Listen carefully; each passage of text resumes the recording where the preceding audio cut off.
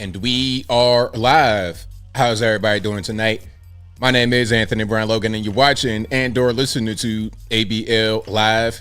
Thank y'all for joining me tonight. You could be almost anywhere in the world, but you're right here with me live on the show, and I appreciate y'all for that. We got a whole lot going on all over the internet, all over mainstream media, social media, everywhere, and I'm not sure where to start. First of all, we have not only the Los Angeles Mayoral race, but also the gubernatorial race. Who's going to win in November? Who's going to take the thing on home? We'll talk about that a little bit more a little bit later. Also, CBS 60 Minutes host Scott Pelley has been fired after getting into a confrontation with his new boss. He says that Barry Weiss was brought in to kill the program. He doesn't like the way things are going, so he cussed the boss out. We'll talk about that a little bit more a little bit later. Also, George Santos, you may or may not remember him. He was a GOP House rep from New York, and he got locked up last year for fraud, money laundering, wire transfer, all that type of wire fraud, money laundering.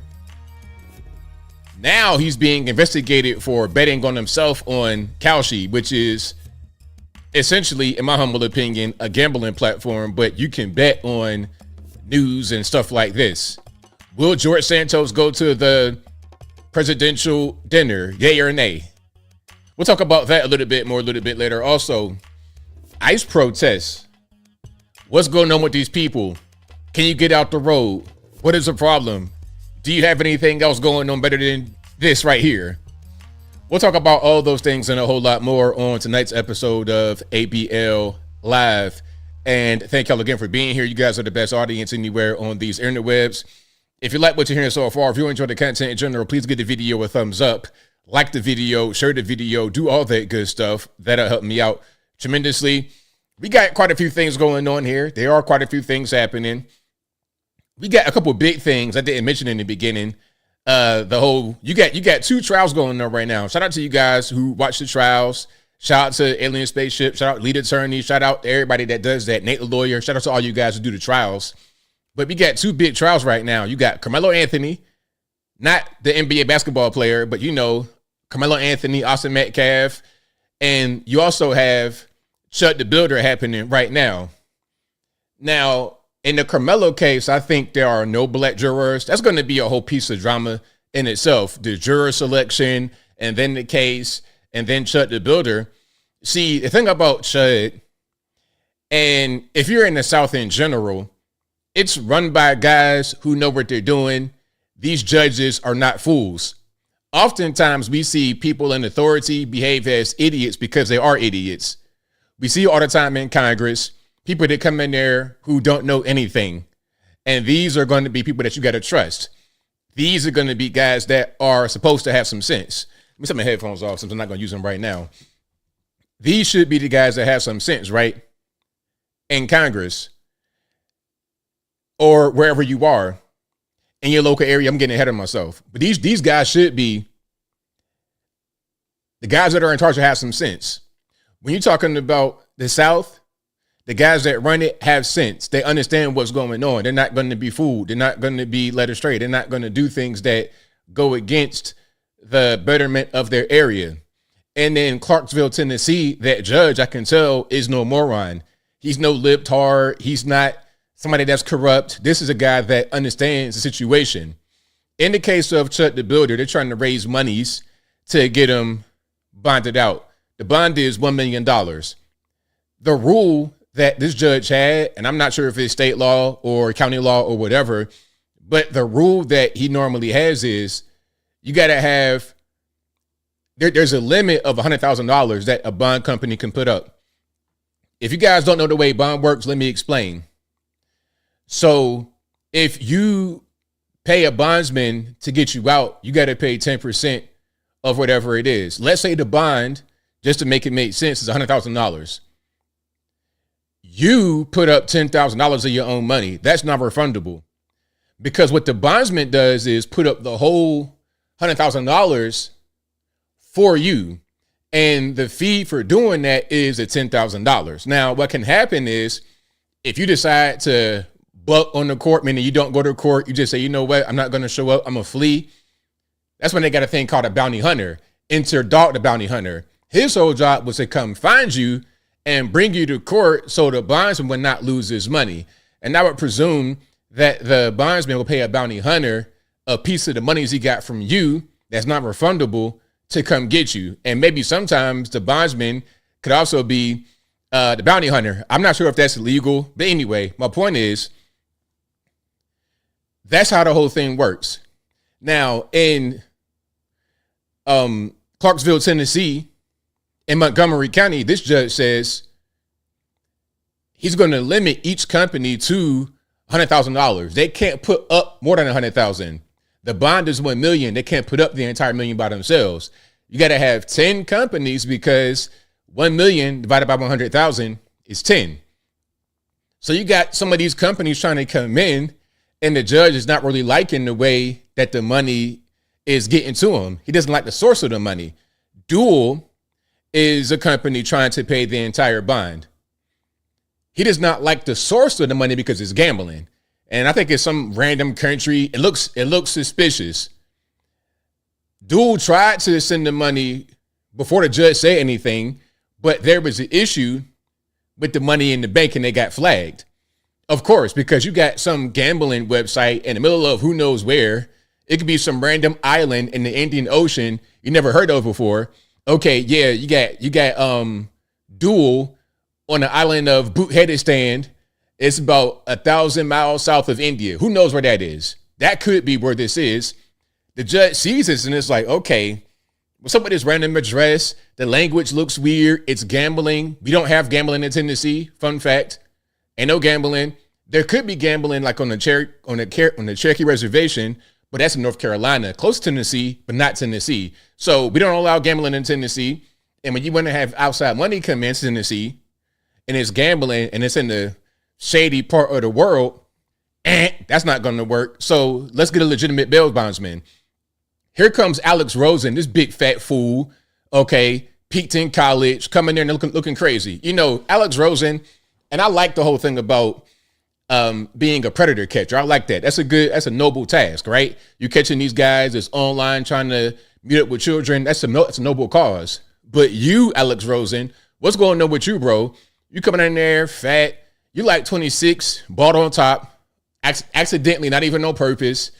You embody the kind of person. I'm gonna tell you a quick story, just so you understand what kind of person I think that Alex Rosen is. And if you don't know Alex Rosen, he's trying to put up some money and get Chud out of jail.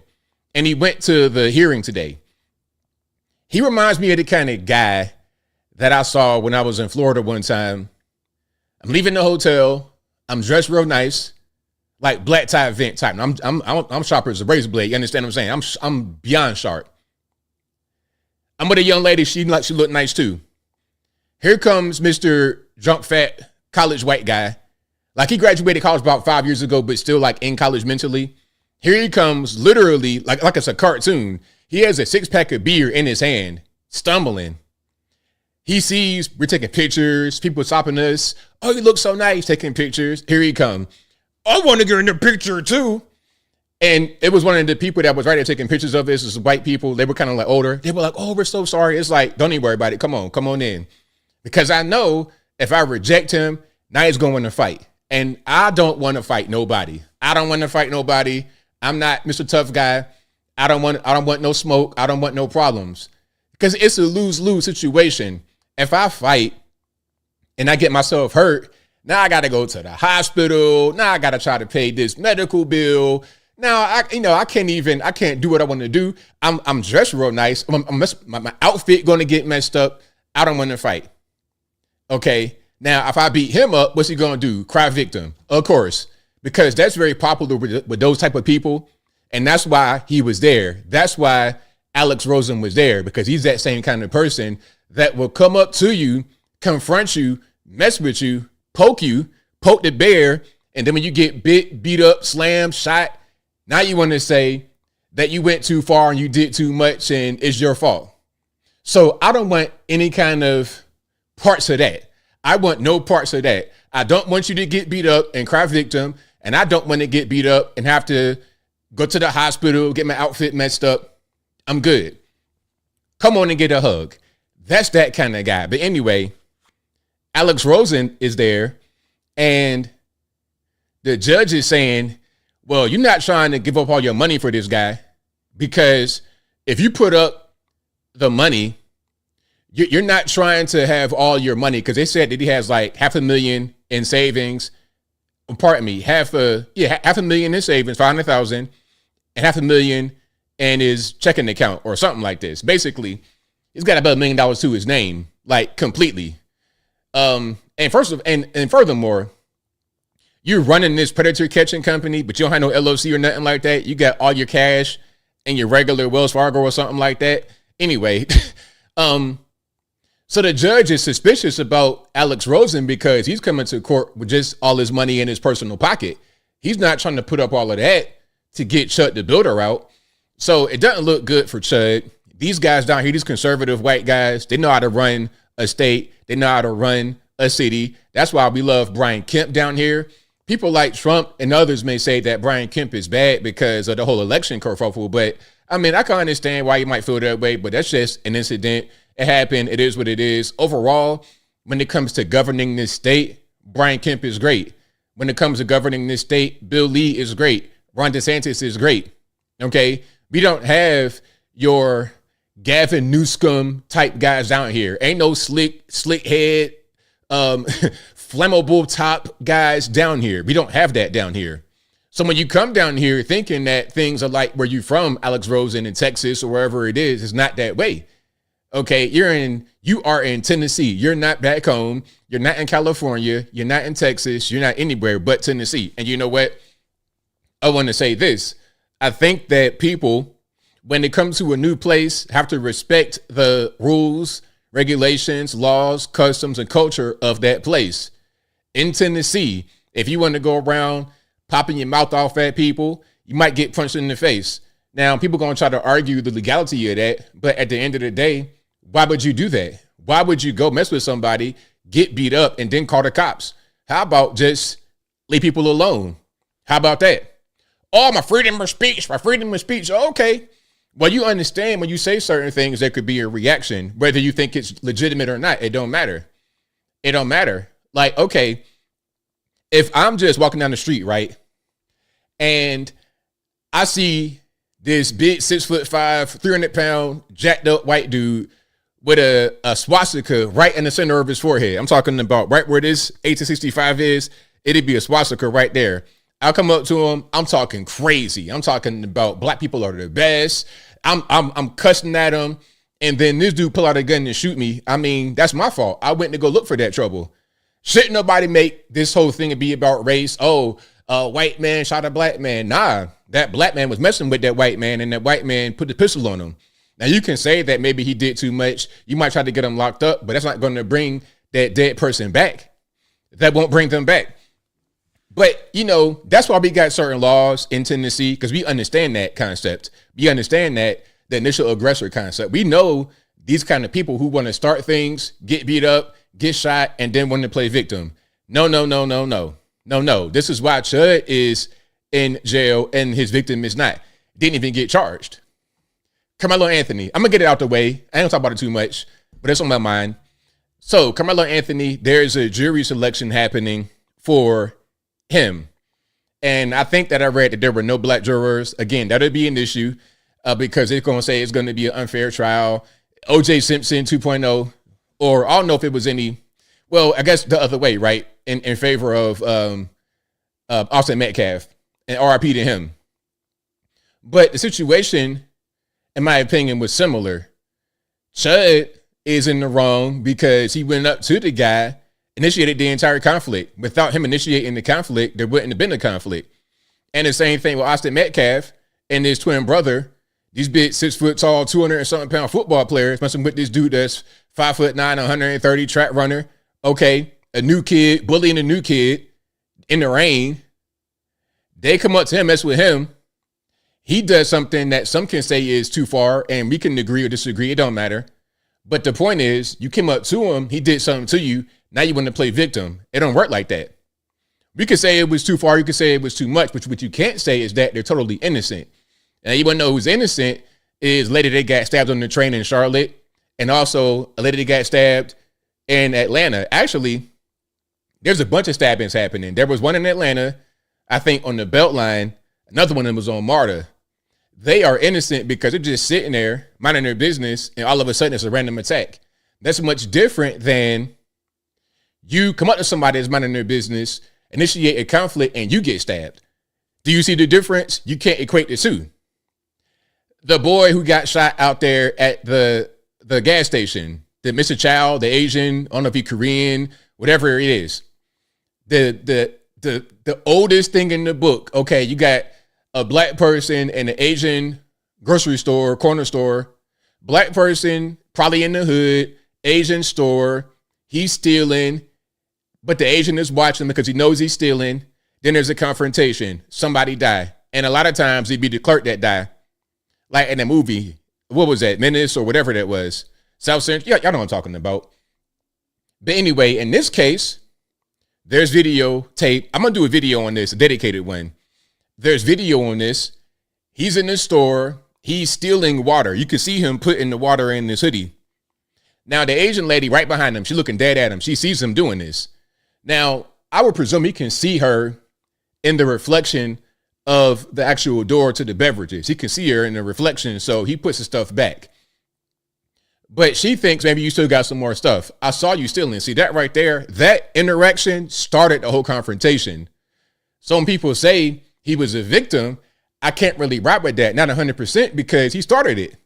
If he did not try to steal the water, then it wouldn't have been a conflict. You wouldn't have started the whole situation. See, I don't go starting things. I mind my own business. I act right. I don't do stupid stuff. I don't steal, then have to get caught, then gotta say, oh, I don't got nothing else. Oh, you can't search me. You can't hold me. Because all of that, I don't got time for that. I'm not gonna be doing no squabbling, no arguing, none of that.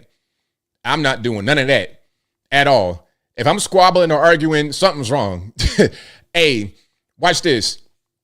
I'm not going to sit here and argue with you. Call the police. Straight like that. Okay, that's what we're going to do, and we're going to make this get settled. And if I feel like I had my rights violated, I'm going to sue and get a big bag of money. That's the way you're supposed to do. But don't go into a place and steal, have to get caught, then there's a confrontation. Now, after the attempt at stealing the water stupidly happens, the lady's asking him if he has anything else. He has his hands in his hoodie, and he's like moving it up and down to show he didn't have anything. But why are your hands in your hoodie? Take your hands out of the hoodie. Are you holding the gun? So now you elevating it. Now you elevating it. You don't want to take your hands out your hoodie because you got a gun inside your hoodie. You run out the store after you talk to the lady. You leave the store, and the owner and the son follow you. They chase you. Now, some could say they shouldn't have chased them. Okay. But see, look where we started. You started with trying to steal. That's the whole thing. That was a domino effect. Now they think that you did something. You got a gun. You're dangerous. I don't know what's going on. Now I'm going to chase you. And as a result of that chase, they say that she pointed the gun at the son, and then the dad shoots you and kills you and you dead. And then they go to trial and he beats the case. Some say it was an injustice, but it's like, I mean, at the end of the day, I'm having a hard time finding sympathy for you. If you went into this Korean or whatever Asian store with a gun and you were stealing, had to get caught and put the stuff back, and then there was a confrontation, that's your fault. That's your fault. Some are going to say that I'm kind of harsh for that, but nah. I believe in personal accountability. I believe personal accountability, and that's it. I don't care what color, I don't care nothing.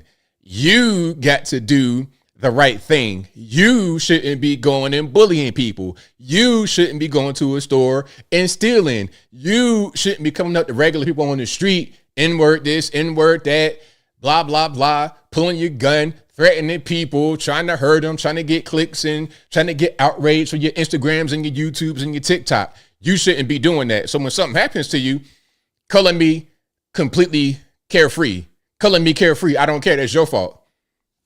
That's your fault. I would say that to anybody. I would tell it to my kids if I had them. I'll say, you know what? You can only control what you do. You got to do right. You got to be responsible. Don't worry about what everybody else does. Worry about what you do. Okay. Now, if somebody else does something, you got to handle it accordingly. to whatever the best situation, to whatever makes sense, whatever is the most logical, legal, etc. You got to do it that way. But you can't control them. You can only control yourself. So you do right. Don't go trying to mess with somebody and then rely on them being rational, rely on them not taking it too hard on you, rely on them not beating you down. Don't do that. Because the argument often from those who refuse accountability is, well, I did that. I was a bully, yes, but I shouldn't have got stabbed in the heart for it. I did steal, yes, but I shouldn't have got shot when they chased me. Nah, it shouldn't be no, I did this, but how about you don't do that thing from the beginning so it won't be a but? How about that? Anyway, I'm getting triggered, but that was on my chest. I wanted to get it off because I'm seeing so much talk on the internet, Everybody got an opinion. Everybody want to add their 2 cents, blah, blah, blah. But I think that we're missing the key piece. Some of us are, not all of us. Some of us miss the key piece, which is keep your hands to yourself. Don't go bother people. Don't go stealing. Don't do the wrong thing. Initially, first, you control you. You be accountable for you. Don't worry about trying to blame somebody else if you are not doing right. It's simple. Mr. Rich says asking someone to leave their personal space isn't bullying. Whatever, man. Y'all got to stop playing games. You know what I'm saying? Like at a certain point, I feel like everybody understand what I'm saying. You know what I mean? We're all adults here. If you're a child, if you're like a young person, I get it, because the younger you are, the dumber you are. I was young and dumb at 1.2. Okay, if you're 21 years old and you don't agree, you just retarded because you're young. That's not your fault. It's okay. Once you learn and you understand life more, then you know that I'm right. If I was your age, I might say the same thing you're saying because I was once retarded like you because I was young. But as you get older, you just understand more. That's all. We know it was bullying. We already know what it was. Okay. I'm sitting on some bleachers in the rain under a canopy and you tell me to move for what? Like, what is the purpose, bro? What is the purpose? You're bullying. And that was the whole thing. I already know what it was. I've seen that before. That's not nothing new.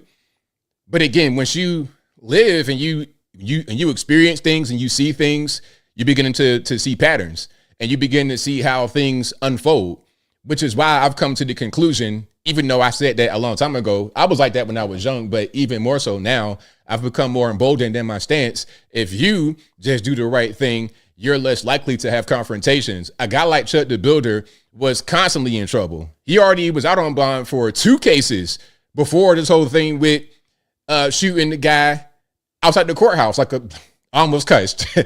He had a harassment case in Clarksville where he was born and raised. And then he had the case for not paying the tab in Nashville. And then here comes another case. You're a jailbird. You're constantly doing things wrong. If you're always going back and forth to jail, it's because you're doing something wrong. It ain't nobody else to blame. All right, hold on. Kathaman says, I'm thinking the N-word was used too. No, that doesn't justify, but you can't put your hands on others. Well, I don't know about that. I'm not going to say that because I didn't hear that. But I mean, it doesn't even really matter. The whole point is that you're just bullying people, regardless of what words are used. I don't think that a focus on the words is really necessary. I think we can say that and we can identify it if that's the case. But I think the bigger thing is the action rather than the words. Actions speak louder than words. Just calling somebody the N-word is not necessarily the equivalent of bullying them, in the sense of, okay, if you are across the way and you say the N-word randomly, that's much different than coming up to me, putting your hands on me, trying to, throw me out of the tent in the rain. Nah, we're not going to do that. Sean's Third Eye says, bullying? Brother, trial hasn't even happened yet. How you know for sure? Well, I didn't say I know for sure. I said it's my humble opinion. This is just what I see. This is just my opinion. Okay. And if you're new, or if I've not said it before, or you didn't hear me say it, I'm going to say this. Don't take my word for it. Don't take my word for it. Hey, don't believe me. Don't believe them. Do your own research. This is just my opinion. Okay. So from henceforth, whatever I say is just my opinion. I think that you guys know that I'm right 99.9% of the time, but some of you may not know that, and it's fine. Just take what I say with a grain of salt and do your own research. Or how about this? Since the trial has not begun and we don't know the particulars yet. Just watch the trial and you'll see what I say to be correct. You'll see what I say to be correct. They might just lock him up for the time that he's been under house arrest or whatever and then let him go. Mr. Child was the same thing because this case happened a while ago. The Asian store owner, it happened a while ago and he had been in jail since then. So it might be something like that. We'll put you in jail for a while, a year or two, something like this, and then let you go. That's what it's going to be, in my humble opinion. We shall see. All right. Our Black Pearl says Camelo's a thug and he's to go to prison for 40 years, no parole. Really? Is it like that, 40 years? I mean, I know guys that have done stuff like that and came home and like, you know, I know guys that didn't kill people and they home in less time than that. Like, I know guys that was in the streets really like engaging in serious criminal activity and got less time for that, for icing people. So I don't think that's going to be the case. And he was 17 at the time when that happened. So, nah, that ain't going to happen. I think ultimately he's going to come home. If anything, it'd be a short sentence, but it won't be anything really serious. I don't think he had any priors, unlike Chuck the Builder, who had a whole CBS receipt of priors. This dude was out on 2 bonds when he got arrested again, and it kept escalating. People from Clarksville went to the mayor and said, hey, this guy's going to end up hurting somebody. Weeks before it happened, people that were in Clarksville were noticing the pattern because he kept harassing people. And it was just always a dust up, always a confrontation. It was always something. And they said, hey, man, can you please get this guy? Because eventually he's going to go crazy and do something to somebody, or he might get something done to himself. And then we see what happened. It was a combination of both. It's a combination of both. He did something to somebody and then did something to himself. All right. Now, again, see, that's why I didn't want to focus on the word. Somebody says sticks and stones will break your bones, but names will never hurt you. Stop taught victimization. But see, that's what I'm saying. This is why exactly what I said. Don't focus on the word. See, you're not listening. Don't focus on the word that's being said because that's not important. What's important is the action. You're bullying me. You're harassing me. You're getting in my space. I don't want you there. I'm telling you to leave me alone. You see what I'm saying? The words you say don't matter. You could say, hickory dickory dock. Okay, that's fine. Thank you for your nursery rhyme. But guess what? I need you to go ahead and get up out my face. And if you don't, then we're going to have a problem. That's what I'm talking about. It's the action, not the words. Let's not focus on words and say, oh, well, that word shouldn't offend you. Therefore, it shouldn't have been any kind of reaction. Let's not focus on that. Let's focus on the action of harassment, the action of being in my personal space, the action of bullying. Let's focus on that. Let's focus on the action of stealing from the store. The things that you actually do, the things that you do that matter. That's the most important part. Anyway, I'm reading the comments. Let me see. Kath Ahmed says, new chopper's going to walk to reasonable doubt. Well, I'm going to tell you this. With Mr. Chow, I think they probably overcharged him. Murder, I don't think so. That's a stretch. With all the backstory, with all the context there, and the alleged gun that the kid had and stuff like this, I don't think that would be appropriate charging with murder. So if there was lesser charge, he might have got convicted on that, maybe. But again, it's hard to sympathize with somebody when you go into a store with a gun and you were trying to steal. It's hard for me to say, oh, poor baby. How can I say that? How can I say that? Wacky Pancake says, but you can't stab someone. I mean, I think those who understand my point have gotten the point. Those who don't understand are not going to understand, and that's fine. That's totally fine.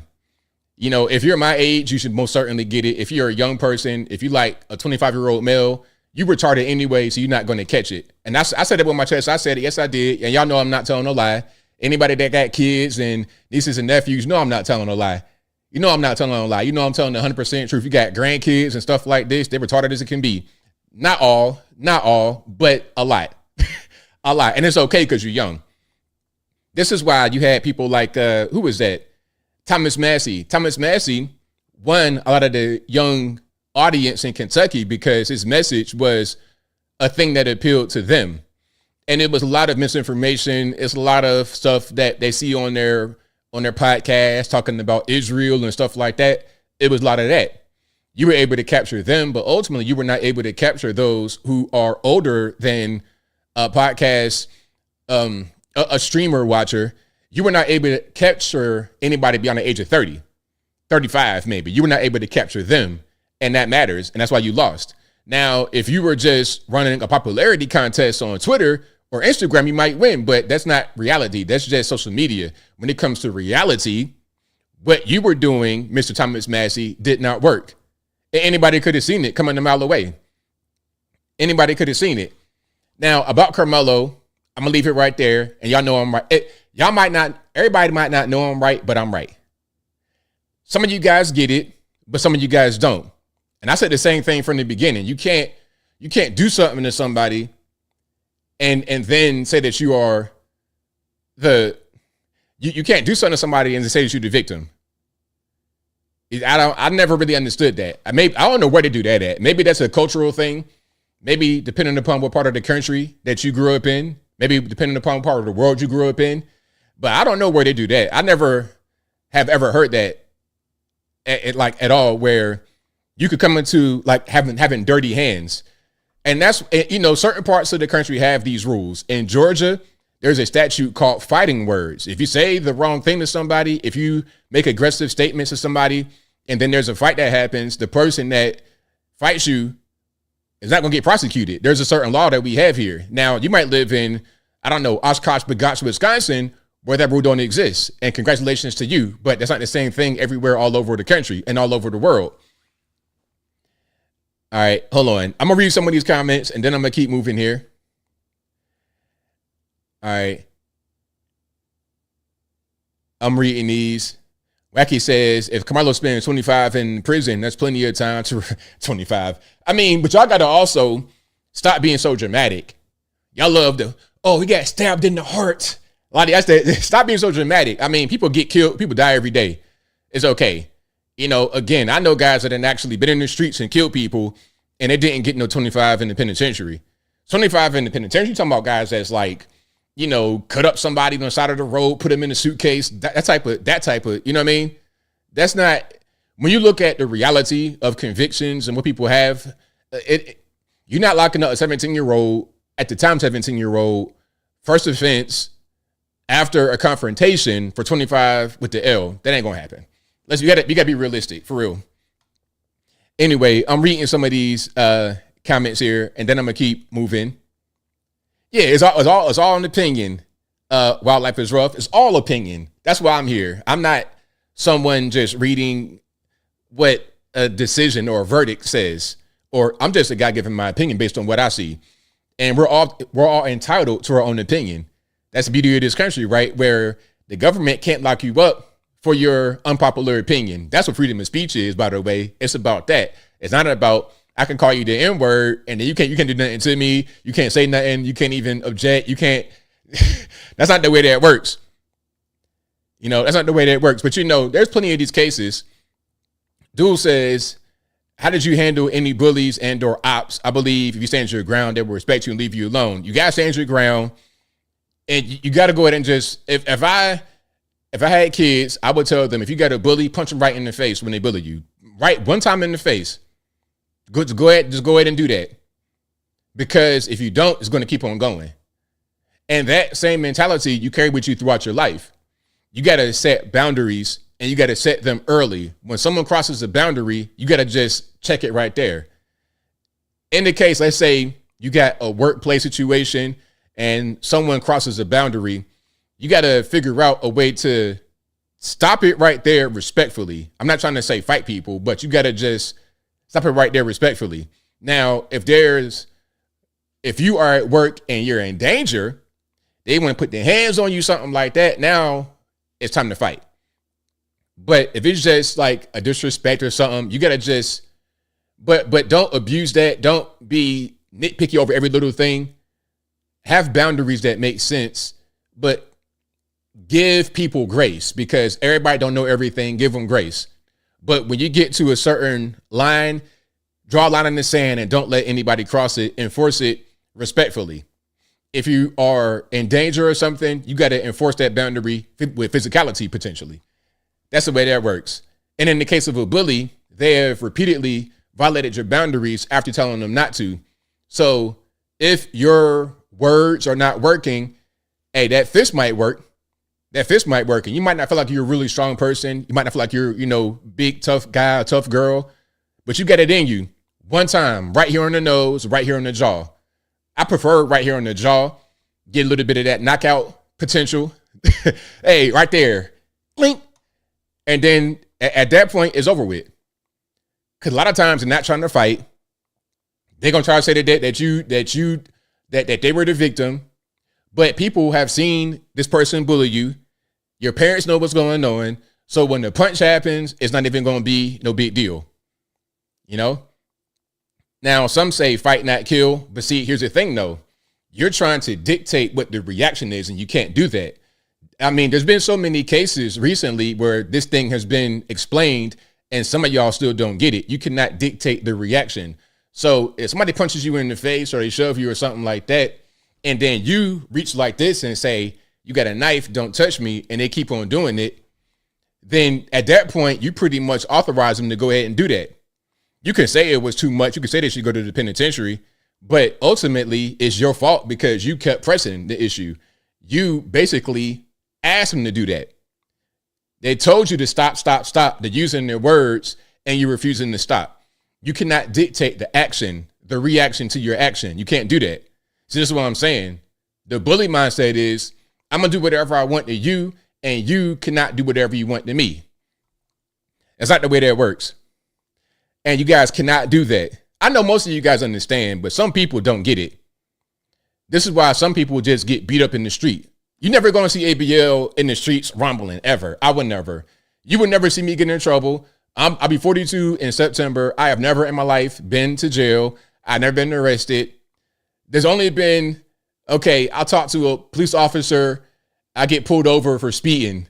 Okay, do you know how fast you were going? That's the only time I'm going to talk to a police officer where it can be any kind of issue where I get a citation or any kind of thing like that, where they got to check my ID and go to the car. That's the only time you're ever going to see me talk to police in that way, unless we just out in the street and it's a casual conversation. Hello and goodbye. Ain't gonna be nothing else. Ain't gonna be this whole thing. You keep going to court every week. I would never. I can't even look. I'm not the type for jail. I ain't the type for jail. I'm not trying to be in the place where it stinks all the time. I'm not trying to talk to these guys that are completely retarded, can't read, can't write, can't do math. That's not a place for me. That's not going to be very enriching to my mind. That's not going to be very culturally enriching. Okay, the food is bad and I'm a health nut. Where's my avocado toast? Okay, where's my avocado toast? Where's my feta crumbles? I can't be in the penitentiary eating this slop from my middle school cafeteria. I refuse. I'm not going to let anybody do that to me. I'm not going to let anybody drag me down to that level. I would never. I would absolutely never. Anyway, shout out to you guys. I appreciate y'all. Faye Samuel says, why did he have a knife? Why did he not just leave? We're looking at the reaction. You're not looking at the the reaction is the reaction. You got to look at what started it. And I'm race indiscriminate. In the case of the Asian store owner with that boy who got shot, what started it? It was the boy trying to steal some water, having to get caught. Then there's a confrontation. Chud the builder, what started it? Here comes Chud, N-word, I'm streaming, you're chimping out. That started it. Reputation, that started it. In this case of Carmelo Anthony, what started it? Here come these two big white boys, 6 foot tall, 200 and something pounds, football players, bullying the little 5'9", 130 pound new black kid. When it's raining, get out of my seat. You started it. The reaction, you can squabble about whether it was too much, whether it was over the top, but we cannot ignore the nexus of the confrontation. But I think I've repeated myself quite enough on that. So shout out to you guys. I appreciate y'all for rocking and rolling. If you like what you're hearing so far, please give the video a thumbs up, like the video, share the video, do all that good stuff. That'll help me out tremendously. Okay. I'm going to read some of the comments and then I'll keep going. Hey, James, I don't want no maggots in my food. I don't want no roaches in my food. I don't want nothing in my food. So I cannot go to the penitentiary. That just ain't me. I'm not going to the jail. I'm not going to nothing. No kind of incarceration for me. I refuse. I would never. I would never. Okay. But anyway, Yeah, but yeah, to your kids, to anybody young watching me, because sometimes you cannot teach an old dog new tricks. But anybody that's young watching me, just be a good person. Don't bully people. Be nice to people. Okay, don't harass people. Don't do that. Don't be in their personal space. You know what I mean? Like, it's okay. Like, I can make jokes. I can make a video. I can make a joke. But I'm not going to go to somebody, be in their face, and getting into their personal realm. I'm not going to do that. That's just not what I do. You know, I'm on my business, and that's it. But anyway, let's keep on going. What else we got going on here? Did I speak on the mayoral race? So you have not only the mayoral race happening in California, but also the gubernatorial race. So in the gubernatorial race, you have, who is it? Steve Hilton and Javier Becerra. It's still really close right now. Steve Hilton is in the lead slightly, but you still got 4 million votes to count. And by the way, they're talking about the election, and California could take weeks to tabulate, of course, because it's California. California sucks, and everybody knows it. Other parts of the nation have no problem being able to count all the votes and get the results out expeditiously. But California, for some reason, can't do that. I wonder why. Incompetent, retarded. Anyway, so the races are kind of close. Javier Becerra and Steve Hilton for the governor race. I think they're going to be the ones who go to the runoff in November, I believe. Tom Steyer's in third, but it's a distant third. Now, what's happening right now with the mayoral race in Los Angeles, Karen Pratt is projected to be the first person to go to the runoff. But the way that it works in these elections, if you don't get beyond 50%, you got to go to the runoff in November. So Karen Bass will go to the runoff, but it's a toss-up between Spencer Pratt and Nithya Raman, who's going to be her opponent. And I hope that it'll be Spencer Pratt. So if it becomes Spencer Pratt, they'll go to the general election in November, or that election for that race in November. And then whoever wins that head-to-head between those two will become the mayor of Los Angeles. So we'll see what happens. Nithya Raman, effectively, some may say she split the vote. I'm not quite sure on that, because I think some people may have wanted to vote for, I don't know, maybe they wanted Karen, but they didn't want Karen. I don't think if they voted for Nithya that they were going to vote for Spencer Pratt if he was the only alternative. They might have just not voted at all. But we'll see what happens when it comes to November. Hopefully he's able to raise some money, and he's able to campaign very well, and he's able to go out there and get that victory. Spencer Pratt for Los Angeles mayor, and Steve Hilton for the governor of California. As we all know, there was an issue with the governor race because, first of all, Gavin Newsom is at a term limit, so he can't run even if he wanted to. And we all know he's a front runner in 2028 to run for president as a Democrat. Who was that? Eric Swalwell. Yeah, Eric Swalwell was the lead successor after Gavin Newsom was to be gone, but he had, a scandal with some young ladies, fang, yum, all of that kind of came to a head. So he went ahead and just dropped out. So the remaining people, you had Steve Hilton, Javier Becerra, and Chad Bianco, if I'm not mistaken. Is it Chad Bianco? Well, Tom Steyer. Chad Bianco is pretty low on the list. I think he's number 4 with 11.3%. And Tom Steyer is at 19.8, and he's in third. You got Steve Hilton, 27.6, Javier Becerra, 25.6, Tom Steyer, 19.8, and Chad Bianco, 11.3. Katie Porter's at 4.6, so she's way down on the list. I don't think Katie Porter, and you know what's funny? They made her lose weight to run. It's like, you got on no Ozempic for no reason at all. You could have just stayed being a big bat bulldagger like you were before, but instead, they kind of gassed you up like, hey, run for governor, you'll win. I can't tell. She way behind. Like when they made, what's her name run? When they made Stacey Abrams run in Georgia, had no chance. No chance at all. They put her on Star Trek, all kind of dumb stuff. It was like, what are you going to do? How is she going to actually succeed in a race in Georgia on an anti-gun campaign? Everybody has guns down south. Black folks, white folks, Puerto Rican, Candy Strike folks. Everybody has guns. Nobody wants to give up their gun. We see what's happening. You see some of these stories in Atlanta. Lady got stabbed in on a MARTA. Old lady, 66 years old, a great grandmother got stabbed and killed by some crazy fool on a MARTA train. And then somebody else got stabbed and killed on the Beltline. I think during the daytime, it was crazy. So no, nobody wants to give up their guns. There was a story out of Atlanta where this dude broke into an elderly couple's house, I think in Buckhead.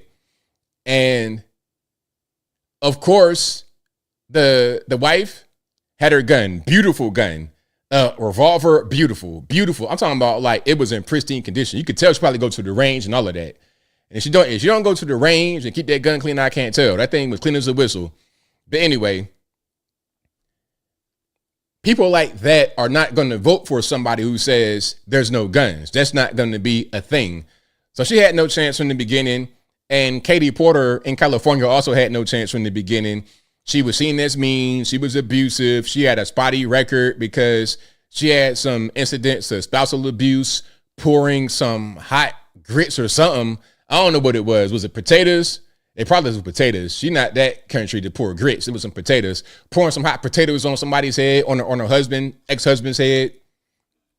Not a very good pick. So ultimately, I think it'd be between Steve Hilton and Javier Becerra. Steve Hilton, of course, is a Republican who's currently leading by a very slim margin. And Javier Becerra, we all know who that was. I think he was the Attorney General of California. Let me make sure I'm saying the right thing. But yeah, we know he's a stone cold stomp down liberal. Oh, he was also in the federal government. He was a HHS secretary under Biden. But before that, he was a California Attorney General. And then before that, he was a U.S. House rep. So he's been in politics since 1990. He started as a member of the California State House in 1990. In 1993, he became part of the federal government. So as a U.S. House rep. So Javier Becerra first got in office in the federal government going to D.C. under the Clinton administration. So how many have we had since then? First of all, he got in 1993. So that was early Clinton. He got in early during Clinton, and he's been around Clinton, Bush, Obama, Trump, Biden, Trump, and still here. And now trying to become the governor. So he's still going to be here if it goes the way he wants. But anyway, shout out to you guys. I appreciate y'all for rocking and rolling. Al Green was the grit, so okay, my bad. Yeah, shout out to Al Green. Shout out to Al Green. And speaking of Al Green, the House Rep Al Green, he lost his seat, didn't he, because of the redistricting? That's too bad. Too bad, so sad. What my man calling BCP a Neanderthal caveman? How you got the guy called caveman in Congress? That's crazy. I ain't trying to see no caveman. I ain't trying to see no reptilian or nothing like that in Congress. Hey, you know what would be the biggest racist? The biggest piece of racism would be if we just spotted some reptilians just out in the wild, like they just going to the grocery store. If you went to Publix and all of a sudden it's an 8-foot tall reptilian, yeah, I'm gonna be like, hey, what's going on with this? Like, that's gonna trump anything black, white, Puerto Rican, and Kenyan strike. He might be able to speak it in English. I don't care. It's like, all right, bro, I'm looking at an 8-foot tall praying mantis. I mean, forgive me for not all the way trusting you. Forgive me for being a little bit apprehensive. Yeah, I might not really want to get involved with you and what you got going on. That right there would trump black, white, African, European, Asian. It'll trump everything. If that were to happen, all of that will become meaningless, in my humble opinion. All right, what else we got? Oh, 60 minutes. So, okay, I'm gonna ask you guys a question. I'm gonna say what I want to say first, then I'm gonna ask a question. Do you guys believe that CBS 60 Minutes is a pillar of journalism? It's a show that is really important. It is a show that should be here forever, that it really shouldn't change. It should be just the way it is. Some feel that way and some don't feel that way. I think what's happening, and before I say that, the issue with 60 Minutes is Bari Rice was trying to make some changes to CBS. She was brought in there to do that. Bari Weiss hires a new boss for 60 Minutes. This boss and the host, Scott Pelley, get into the confrontation. Scott Pelley is saying, hey, Bari Weiss was brought in here to kill CBS, to kill 60 Minutes. You guys aren't doing the right thing. Basically thinking that he had some leverage, that he was a star of the show. He might be the star of the show, but he's not the star of the show. Meaning he might be the star of 60 Minutes as on-air talent, but he's not the star of the show as in the people who run the show. He's not an executive. Now, my question would be, how long has he been there? What, 15 years? More? I don't know. It's been quite a while. Is he not an executive yet? Is he not a higher up yet? If not, then maybe you're there for a reason. Maybe you're right there as a host, and that's only for a reason, if I'm right. So you can't think you're bigger than the program, Scott Pelley, and then go above what Bari Weiss and your new boss want to say over at CBS. You think you're trying to kill the show, but the reality is, in my opinion, if you're not someone above maybe 55, this show is not that important. I've not watched that show in a long time. I watched some of the clips here and there, but it's still kind of an old thing. It's becoming a little bit outdated. The younger generation is not really watching it. A lot of these stations are having to rebrand themselves to compete with what's happening on social media. You're seeing news stations have short videos, people holding microphones like this. You know what they do? They're doing stuff like that to try and capture the younger audience because they can't keep relying on those who are older and older and older and older. That's going to be a format that dies out, but these companies must still go on. So you got to appeal to the newer crowd. I think that's what Bari Weiss is there to do over at CBS. Now, if you ask me, I think that she's doing a good job. I'd rather watch clips from CBS News than Fox News at this point. And shout out to Fox. I like Fox. Good guys over there. But I feel like CBS is more of it's a fresher voice. It's not perfect. They still got some work to do, some kinks to work out, but I think that they're heading in the right direction. They got that little fake Nick Shirley on there. That's okay. Because at a certain point, what Nick Shirley did was create a lane for himself that others are seeing has value. So why wouldn't you want to do the same thing? When you're talking about TV news, at a certain point, how many stations were doing that? Having the guy sit right here. My name is Captain White Guy, and this is your news. How many stations were doing that? And now it's everywhere. That's like the standard format. But at a certain point, it might have been 2 or 3 or 1 guys that were doing it. It starts one place and it becomes duplicated when it's seen as successful. And now here comes Nick Shirley doing things his way, and everybody got to stand up and take notice. Everybody got to react. Here comes CBS doing what they do. All the TV stations will have a reckoning because the viewership of the stations are plummeting due to everybody being on their phone, doom scrolling, TikTok. Everybody's right there. People don't want to watch 60 Minutes. And then on top of that, people don't want to get politically indoctrinated by what you're putting on television because for a long time, there was a reputation of mainstream media not being totally honest. Now, I think CBS is trying to get beyond that. They're trying to become better than that, but there's still that stigma. All these factors are going to weigh into whether the stations survive or not. MSNBC had to rebrand. It's now known as MSNOW because there was so much negativity attached to the MSNBC brand. I called it MS13DNC. So did Rush Limbaugh, RIP to him. There was so much negativity attached to that brand, they had to change it. CNN, they shaking things up too. They got the panel discussion. They're bringing on people that look funny hairstyles, funny glasses. It's just a little bit different. It's looking like Greg Gutfeld a little bit. He did something that others are trying to emulate. The late night shows can't top it. He has a certain formula that others want to do. So you're going to see a lot more of it. You're going to see a lot more Nick Shirley's, a lot more Greg Gutfelds. But your Scott Pelley's of the world are becoming like the dinosaur. They're becoming extinct. And you got to do things to be able to rejuvenate this extinct or dying out thing before it becomes extinct. Now, y'all just let me know. Hold on. Dan says ABC News, 10 million viewers NBC News, 1 million viewers. Well, you guys help me to figure out what are the ratings, what are the views for the main media networks. I might have to look it up. NBC, ABC, CBS, CNN. Well, I know, the networks, ABC, NBC, CBS, CNN, Fox, News Nation, or cable. But the over-the-air, the FTC licensed people, what are the ratings like for these places and how have they dipped over the years? We saw the Stephen Colbert's nightly show. We saw that show decline.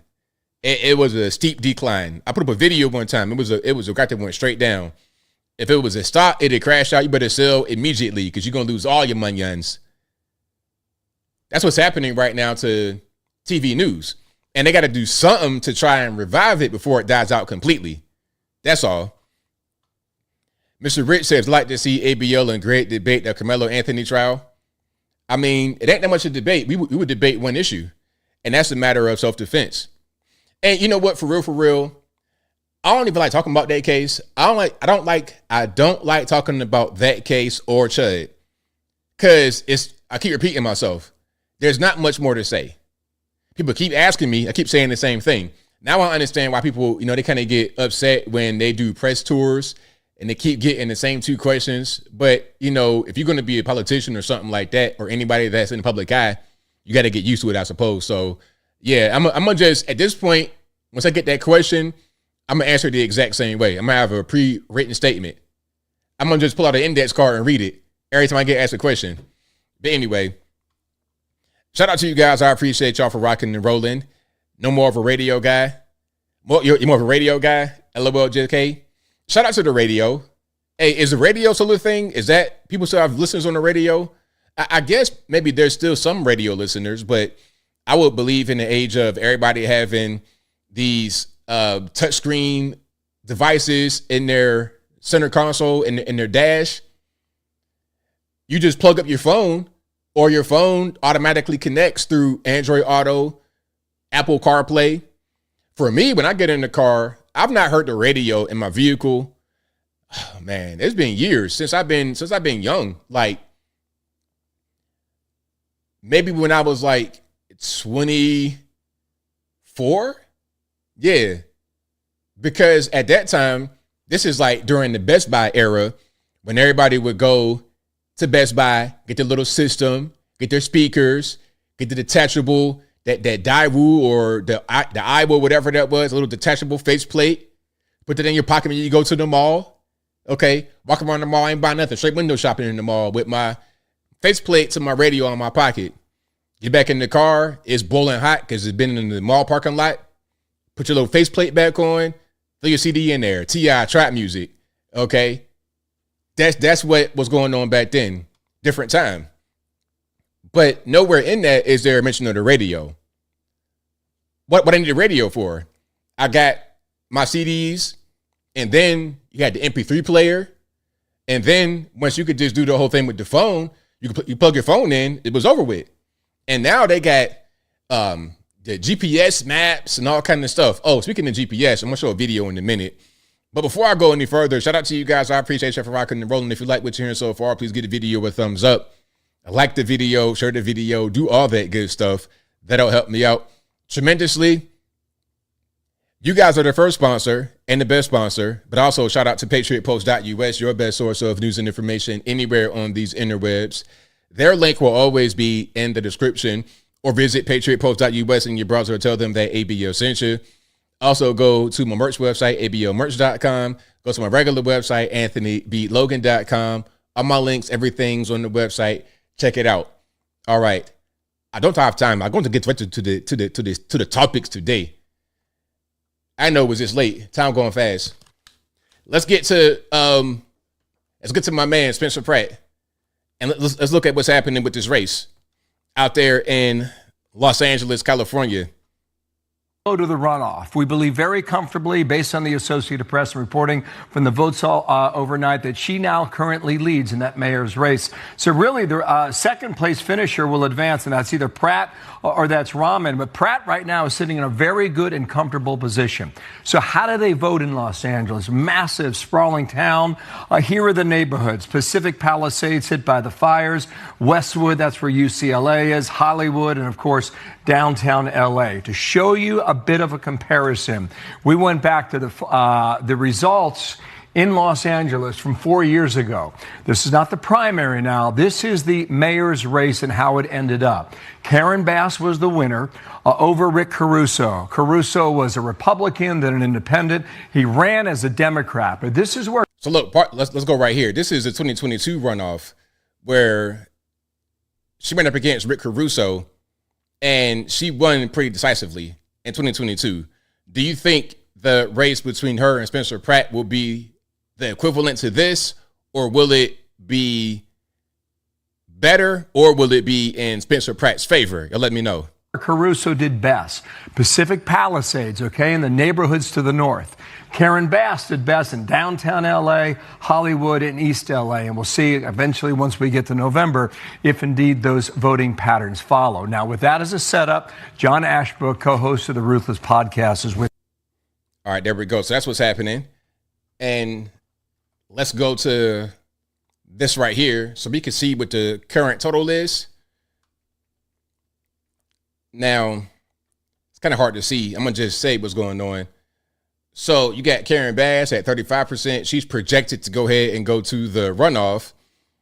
And the way it works is the top two people from the race, regardless of what percentage or what party, go to the runoff. So Spencer Pratt is currently leading at 29.9% over Nithya Raman at 22.8%. However, that could change.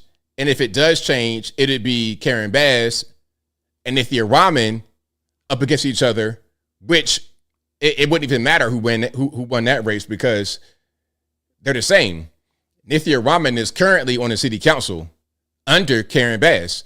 So it matters not. If Nithya Raman wins, then Karen Bass gets to just pretty much relax because one of her people is going to be the mayor. It's like passing the torch. And the only thing that would make a difference is if Spencer Pratt were to, first of all, go to the runoff, which he's currently in the lead.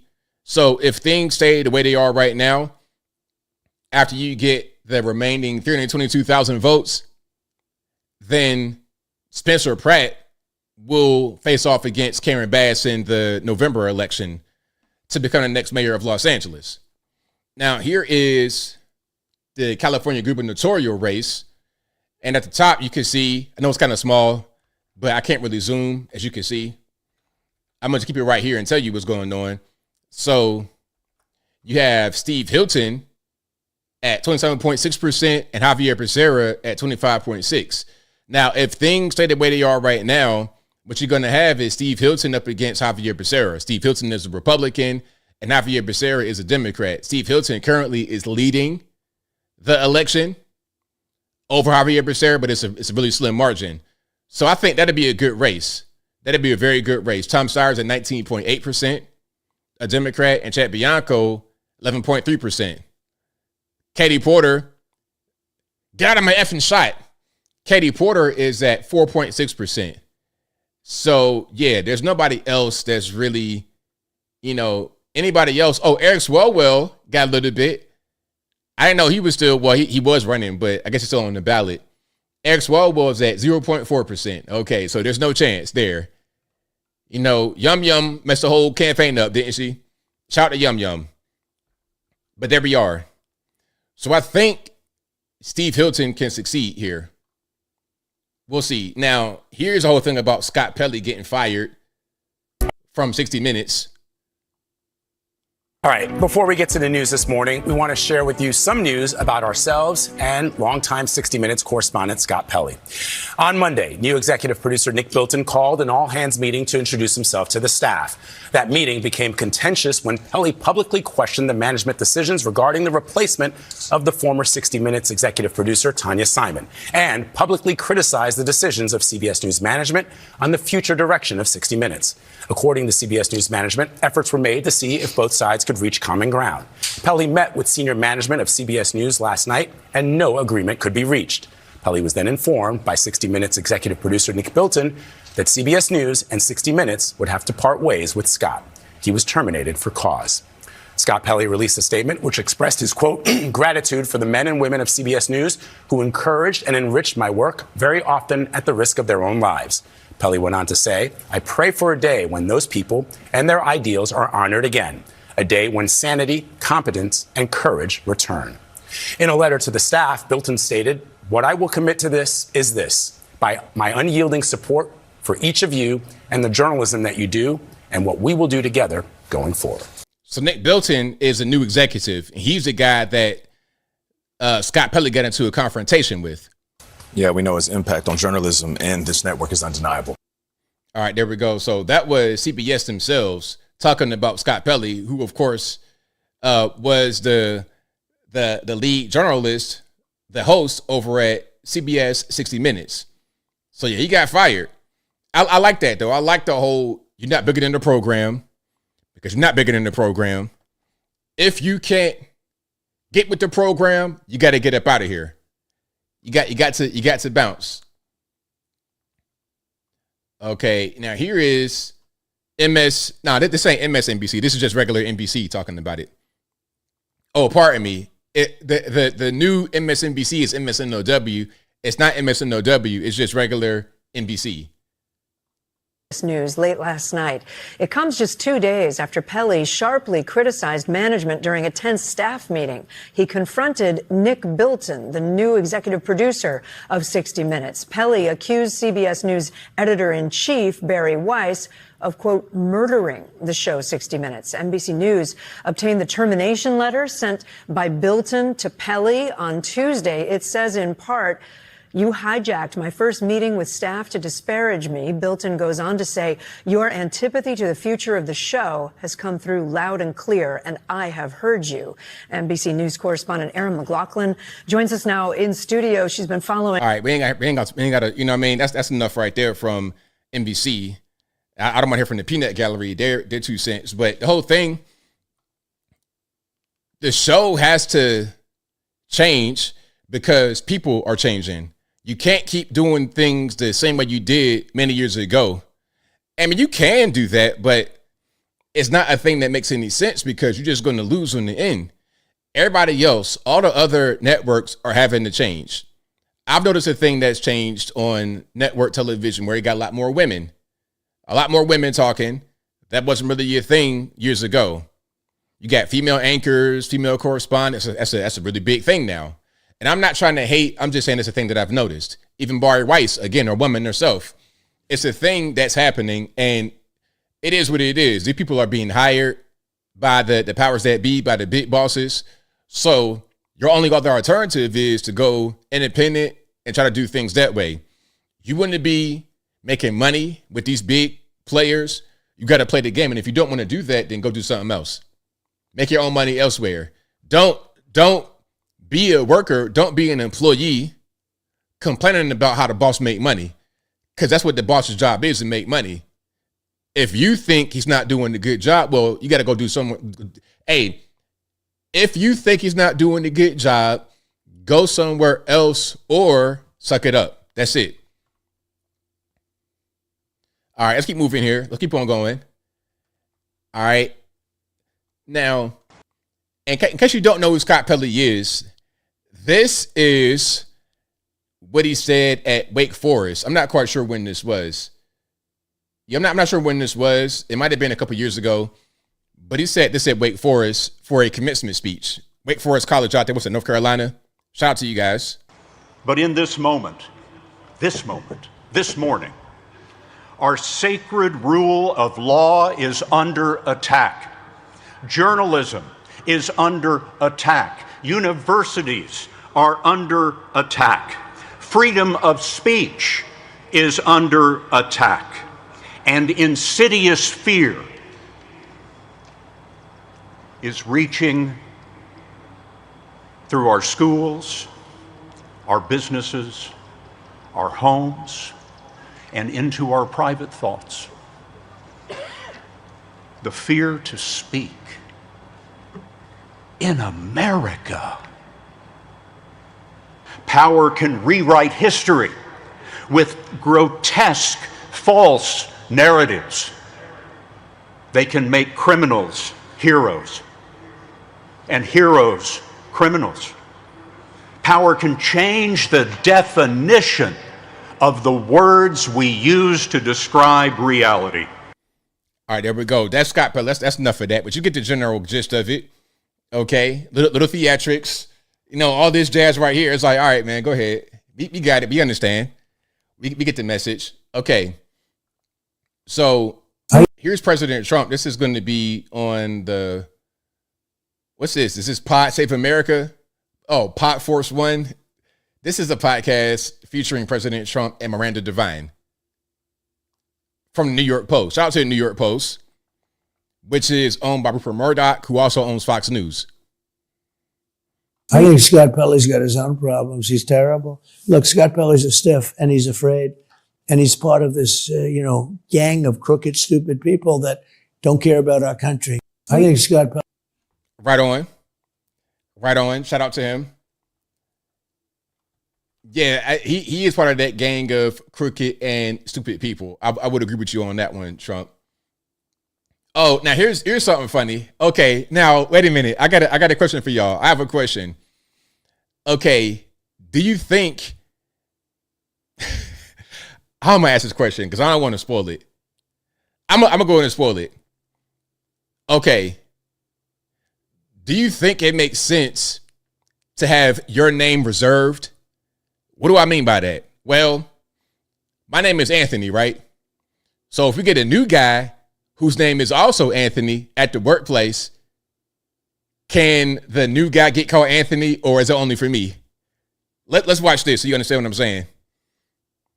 Here to discuss, our first panel is former CBS News Justice correspondent Scott MacFarlane and Terry Moran, former ABC News Chief White House correspondent. Scott, let me start with you. You work with Scott Pelley. You work at CBS News.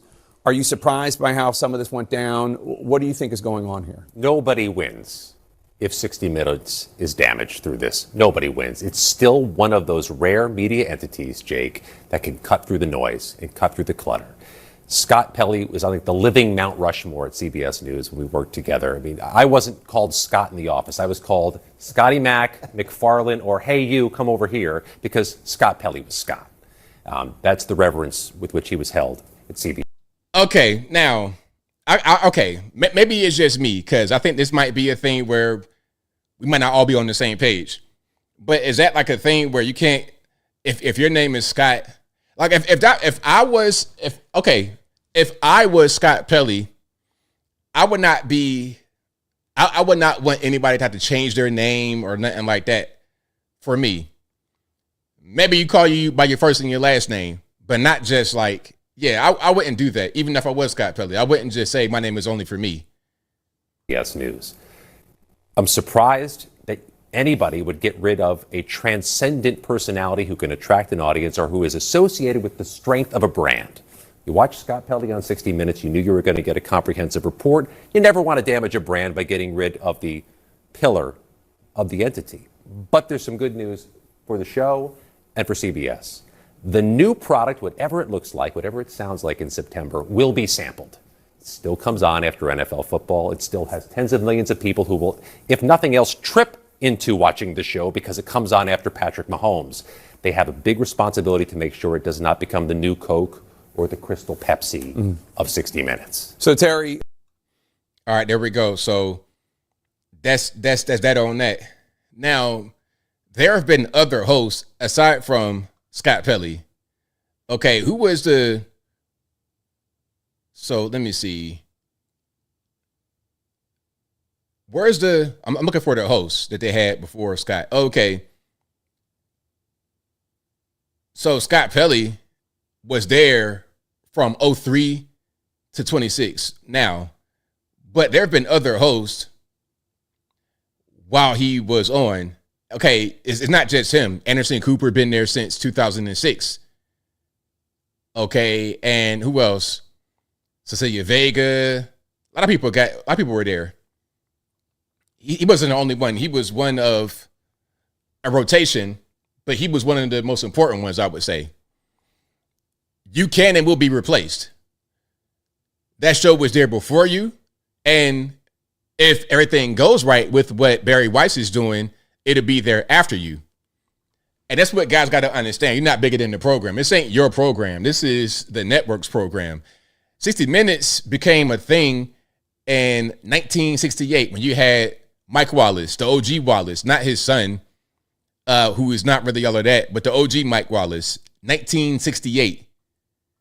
So again, Walter Cronkite, all of these guys were on there. Some of the top, the heavy hitters in the game. Was Geraldo on 60 Minutes? Let me see. No, I don't think so. I'm searching on this list. It doesn't say Geraldo. But you got Connie Chung. She was on there. John Roberts. Now he's on Fox News. A lot of people. Oprah was a correspondent. A lot of people were on this. Yeah, but it's been a lot of people. But Walter Cronkite, of course. Cecilia Vega. Laura Logan. She was on there. Diane Sawyer. Bob Simon. I mean, the list goes on. Anyway, so that's that on that. I mean, hey, it is what it is, bro. You know what I mean? You'll be okay. Scott Pelley, well-respected journalist. You just weren't really trying to change with the times. And I'm sorry, but y'all got to change with times. That's always been the thing. Not just right now, 2026. It's always been that way. Okay, let's keep going here. Morley Safer. Yep, Morley Safer. Barbara Walters. Yeah, shout out Barbara Walters. The OGs. See, that's my era. Barbara Walters. These guys, that was my era. Who else was on there? Katie Couric. Shout out to her.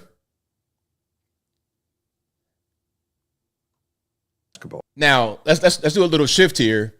Nick Saban. So Nick Saban talking about sports, about college sports and the whole NIL thing. If you guys don't know what that is, NIL, that's name, image, likeness. Name, image, likeness. And this is where college players get paid. The problem with this is that you're killing the game. You're killing college sports because the way the system was set up before, the money that came in from basketball, football went to the other sports. So you're able to have scholarships and you're able to have Olympics and you're able to have all these things that are generated from the college game, which is supposed to be an amateur game. But since you introduce money into the situation, all those other sports are going to get neglected because all the money will just go to the guys on the best team. Now it's not amateur, it's straight professional. And it's also impacting high school sports because you got guys moving because they're getting paid in high school. And then when they get paid, when they go to college, so everybody's angling and try to get this professional bag of money in high school and college. So it's kind of ruining the way sports work. I understand the point of view of the athlete is like, hey, I'm generating the money. Let me get the money. I get it. But what's going to happen is you're going to kill all the other sports and you're only going to have basketball and football. And it's going to ruin college sports as we know it. I don't watch college ball anyway. A lot of you guys love college ball. Shout out to you. But I most certainly won't watch it now because you're going to have these kids hopping from team to team, no continuity, zero loyalty. It's hard to follow a game like that. The one and done thing was bad enough, but now everybody's one and done because everybody going team to team. Guys, they're not only one and done. You got guys transferring, hitting the transfer portal. You be on one team on February, the next team in March. But let's watch this. Let me give you the history. My first year we had collective at Alabama, $2.7 million. Next year, $7 million. Next year, $10 million. I retired. Next year, 17 million. Next year, 24 million. Now you have schools that have close to $40 million rosters. So if we continue to do that, we're going to lose Olympic sports, we're going to lose non-revenue sports, we're going to lose scholarships, and basically what's going to happen is you're going to have football and basketball succeed, and we'll have club sports for everything else. Basketball. All right, there we go. So that's Nick Saban. That's a nice little piece you got right there. Shout out to the, you know what I mean? I'm trying to get my hair rejuvenated too. But yeah, I mean, what do y'all think about that? You think that that's a legitimate complaint from Nick Saban? Hey, some people say that well, he was at Alabama. They were the best of the best and getting all kind of money, and nobody could compete with them. You're Alabama, Georgia, Tennessee. I mean, if you weren't one of those top 3, top 5, you weren't going to compete. So, I mean, I understand the argument from all sides, but I think ultimately the whole NIL culture is ruining amateur sports. It was already a problem, but I think the amateur sports is just like, throwing gas on the fire. Now, speaking about sports, here's more from that Pod Save America podcast. Here's Trump talking about Jackson Dart. I had the quarterback of the New York Giants, young, handsome kid, the other day. He introduced me. And people criticize him. The radical left, stupid people, they criticize him. And he just sold $4 million worth of shirts. Right. His shirt, Jackson. His shirt is through the roof. It's the hottest shirt there is. He's a great kid. Oh, he's a great kid. Handsome kid. He's introduced me. And I didn't think of it. He was a beautiful little introduction. Yeah. And I think he's got a chance to be a really good quarterback too. But he's a very young guy, and he went through hell. They're going after him, the radical left lunatics. Well, like, and here's what your he got concert. out of it. Here's what he got out of it. He's got the #1 selling shirt in the world right now. Yeah. All right, there we go. So shout out to Jackson Dart. Shout out to President Trump. And that is, was that Miranda Devine, if I'm not mistaken? Yeah, Miranda Devine over on New York Post Pod Force One. All right, let's keep going here. And speaking about Tennessee, Alabama, Georgia, etc., Caitlin Collins is from Alabama. She's over on Comedy News Network, a.k.a. CNN, and Trump had a few words for her. Mr. President, just to clarify on what you said, excuse me, Mr. President, just to clarify on what you were asked earlier, is the $1.8 billion DOJ fund dead or is it on hold? It's, I'd have to ask the lawyers. I don't know. I know one thing, the weaponization. Are you talking about the weaponization fund? Yeah, what's your decision? The weaponization fund, as far as I'm concerned, was a beautiful thing. It was something I didn't make it, but I heard that. I thought that was the greatest thing because people like you have abused our people so badly. The fake news like CNN, like the New York Times and like others, have abused our people. Wait a minute, be quiet. Have abused our people so badly, and you should be ashamed of yourself. You used to be a conservative. She was a conservative from Alabama. Can you believe it? But CNN, in particular, CNN does such false reporting. But now they have new ownership, so maybe it'll straighten it out. I doubt it, but it's hard to straighten garbage out. But CNN has abused, and others have abused so badly. People. Hey, that was some good words. It is hard to straighten out garbage. It is. It's like back in my day when I was a graphic designer and I get a really bad picture of somebody. Hey man, can you tighten my picture up, make me look good, man? I know it's a bad picture. It's a Polaroid. Can you scan it, make it look good? It's like, bro, we got a little saying. It's called GIGO, garbage in, garbage out. GIGO, garbage in, garbage out. If you're giving me a bad picture, there's only so much I can do. If you're giving me CNN, it's already pretty much kind of janky. What can I really do? Okay, you handed me an F-150 that's been in a pond of water for a month. What you want me to do? I might be able to take some of this plastic and salvage it, but that engine ain't no more good. It's been under the lake for the past, 35 days. What you want me to do? So yeah, shout out to President Trump. Hey, one thing about Trump, the orange man, you keep it all the way real. Okay, and just for a little bit of size comparison, we got the pool. Shout out to the pool. We're fixing the reflection pool, cleaning it up. Ain't no more algae and garbage and whatnot in the pool. We're beautifying Washington, D.C. but he had a graph or a graphic that shows you how big the pool is compared to skyscrapers. When you're talking about I guess you would say the width of it versus the height of skyscrapers. They just had this done. You're getting a first glimpse, but that's your size compared. So those are among the tallest buildings in the world, including the Empire State Building, World Trade Center, Sears Tower, Chicago. So if you lay it on its side, you take 2 or 3 of them to fill it in, because the width is almost 200 feet wide. They just had this done. All right, there we go. So, yeah, that's a pretty big pool. Pretty big pool. I've seen it in person. It's crazy. It's really a sight to see. It really is. Shout out to the reflection pool. All right. Shout out to the pool. Okay, and then let's keep going here. Oh, speaking about what Candace say, architecture. Shout out to Candace if you're watching. It's all jokes. Don't get mad. So this right here is a St. Louis arch, right? What they call it? What's the actual name of that arch? The Gateway Arch. Yeah, the Gateway Arch. I said it right. That's a St. Louis, right? Iconic. Everybody knows it. Now, St. Louis might not be the best place to be. You know, that might be a different story. I ain't trying to run into a bunch of sexy reds and guys like this. Okay. Park a car right there. Park a car right there.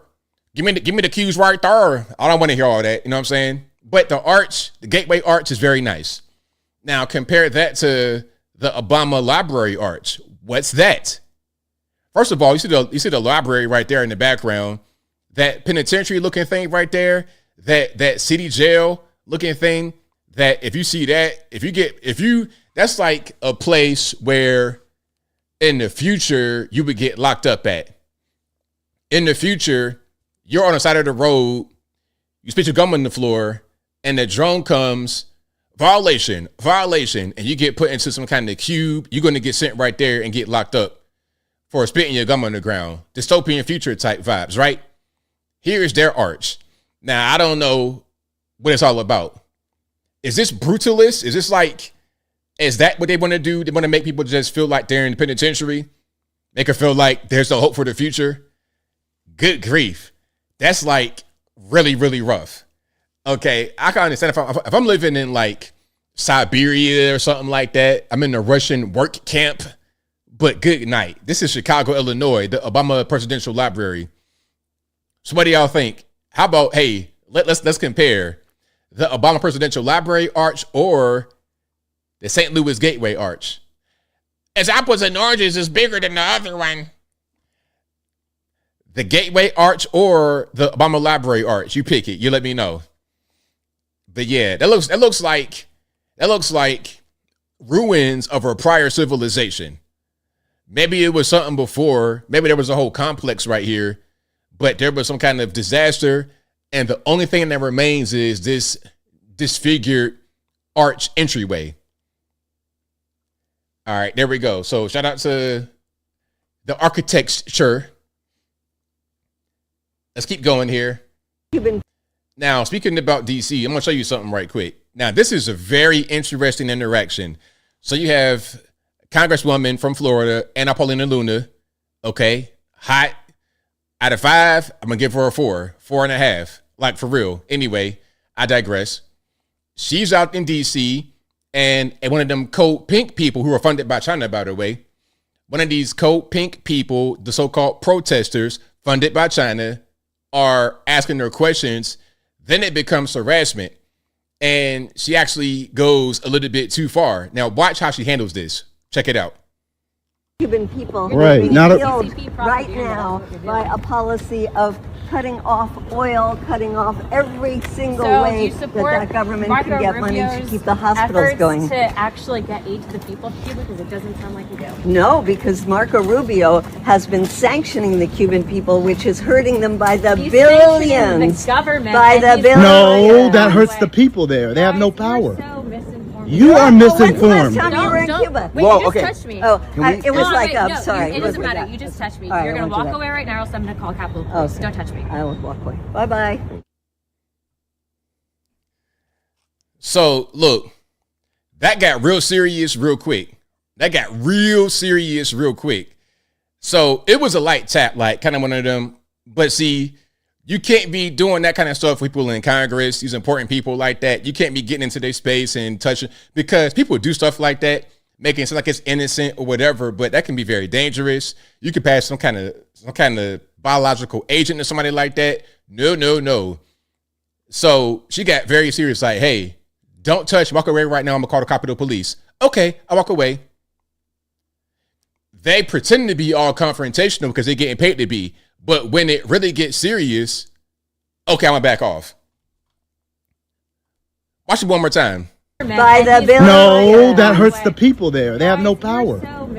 You are misinformed. When's the last time you were in Cuba? Wait, you just touched me. Oh, it was I'm sorry. It doesn't matter. You just touched me. Right, You're going to walk away right now, or else I'm going to call Capitol Police. Don't touch me. I won't walk away. Bye-bye.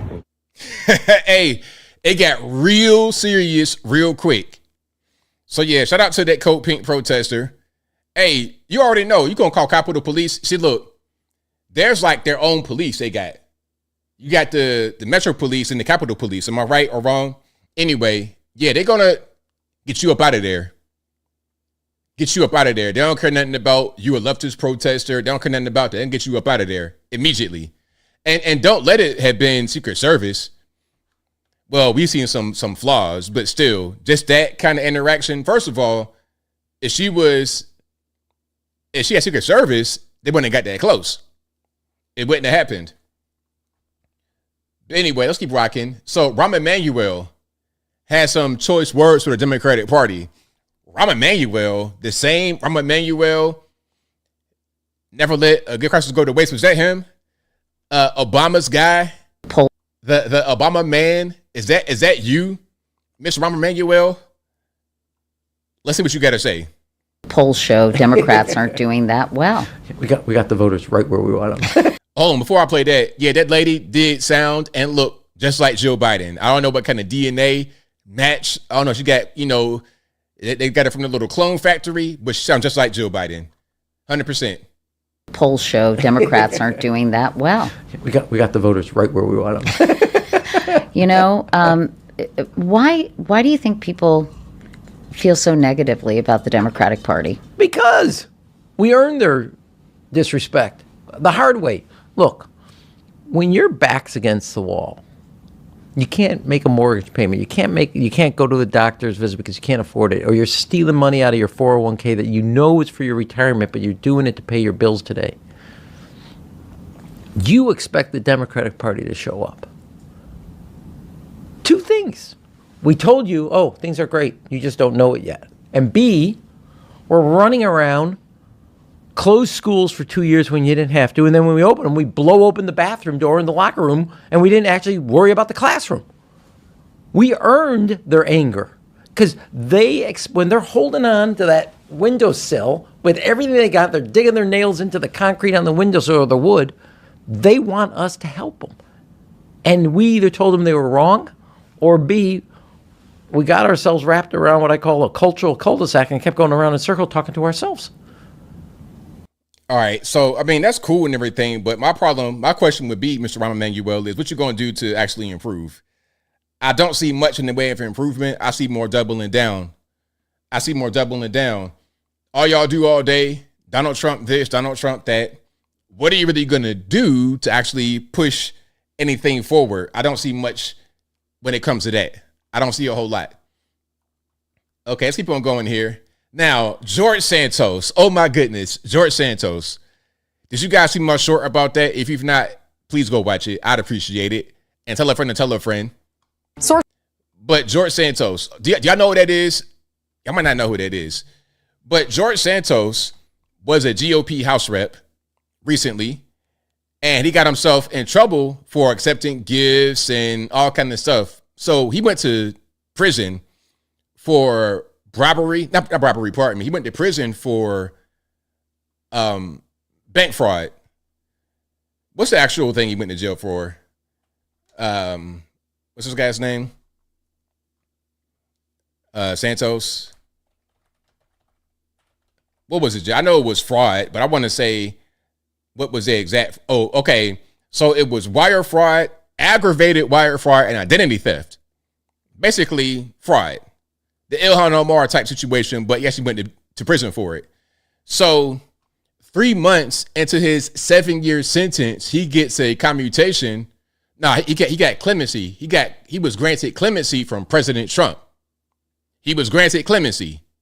So he was still convicted of this, but his time was cut right at 3 months out of a 7-year prison sentence. That was just last year, 2025, when that happened. He got locked up and got commuted or clemency all last year.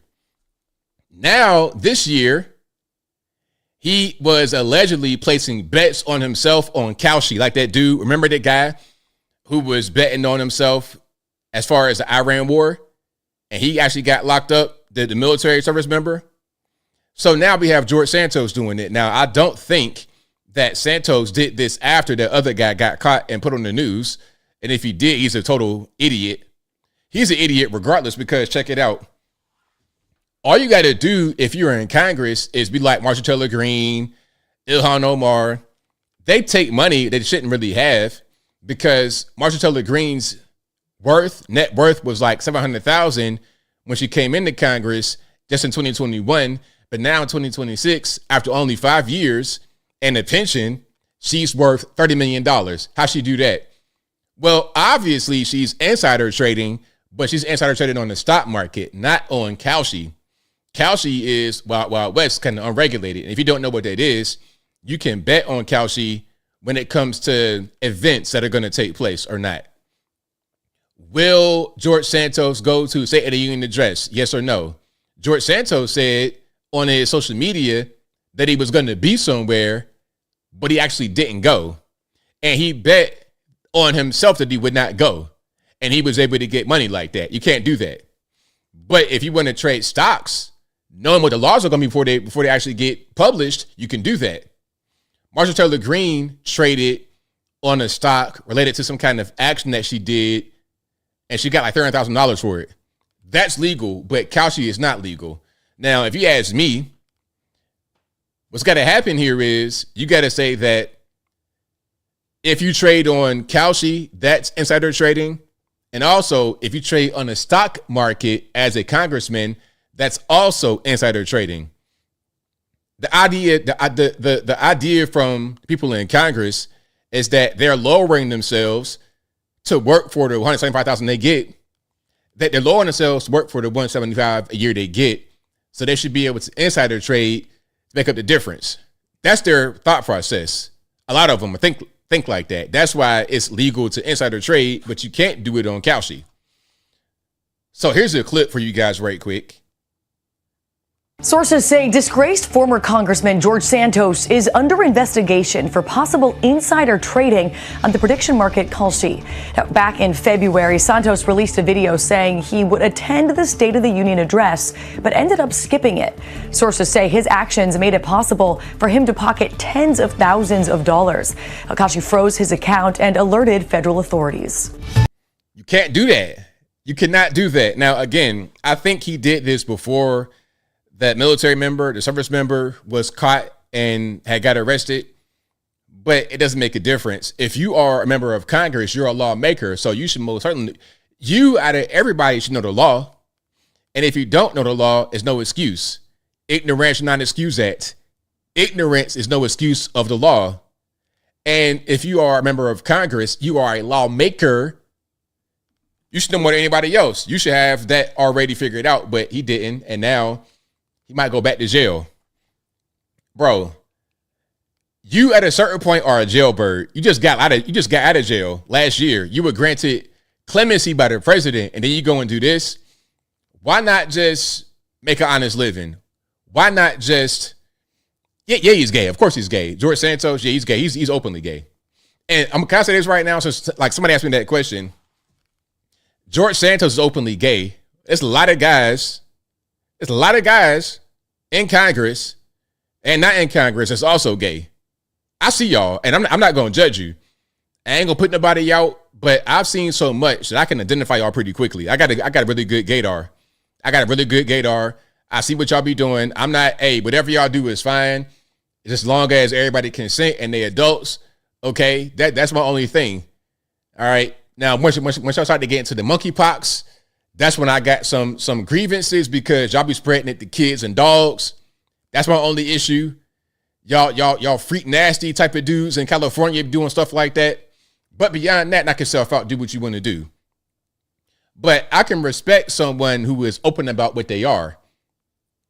The problem with George Santos is he's a crook on top of that. You can't be having all these struggles, bro. You kind of overweight, you LGBT, and you a crook.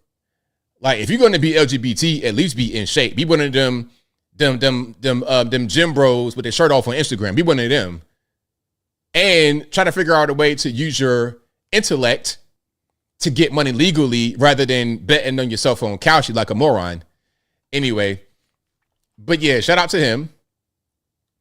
Let's keep rocking and rolling here. We got a few more things. Now, speaking about the LGBTQ, LGBT, X, Y, and Z, we got a street interview with a gentleman with this really, really interesting outfit about who he wants to vote for out there in California.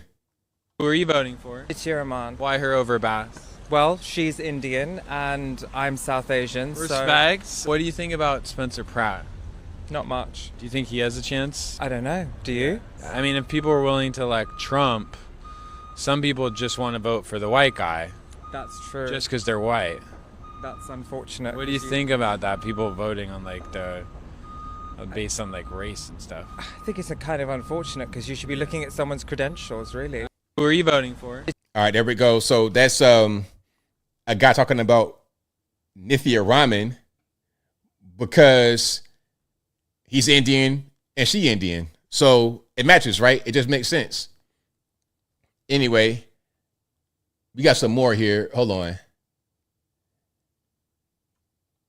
Now, this guy is a Democrat. He says, you know what? I had enough of these people. I'm going to vote Spencer Pratt. And let's go do this. Here we go. Who do you want to win as mayor of LA? I want Spencer Pratt to win. I voted Democrat all my life, but I'm sick of all the stupidity going on here in LA. And what stupidity?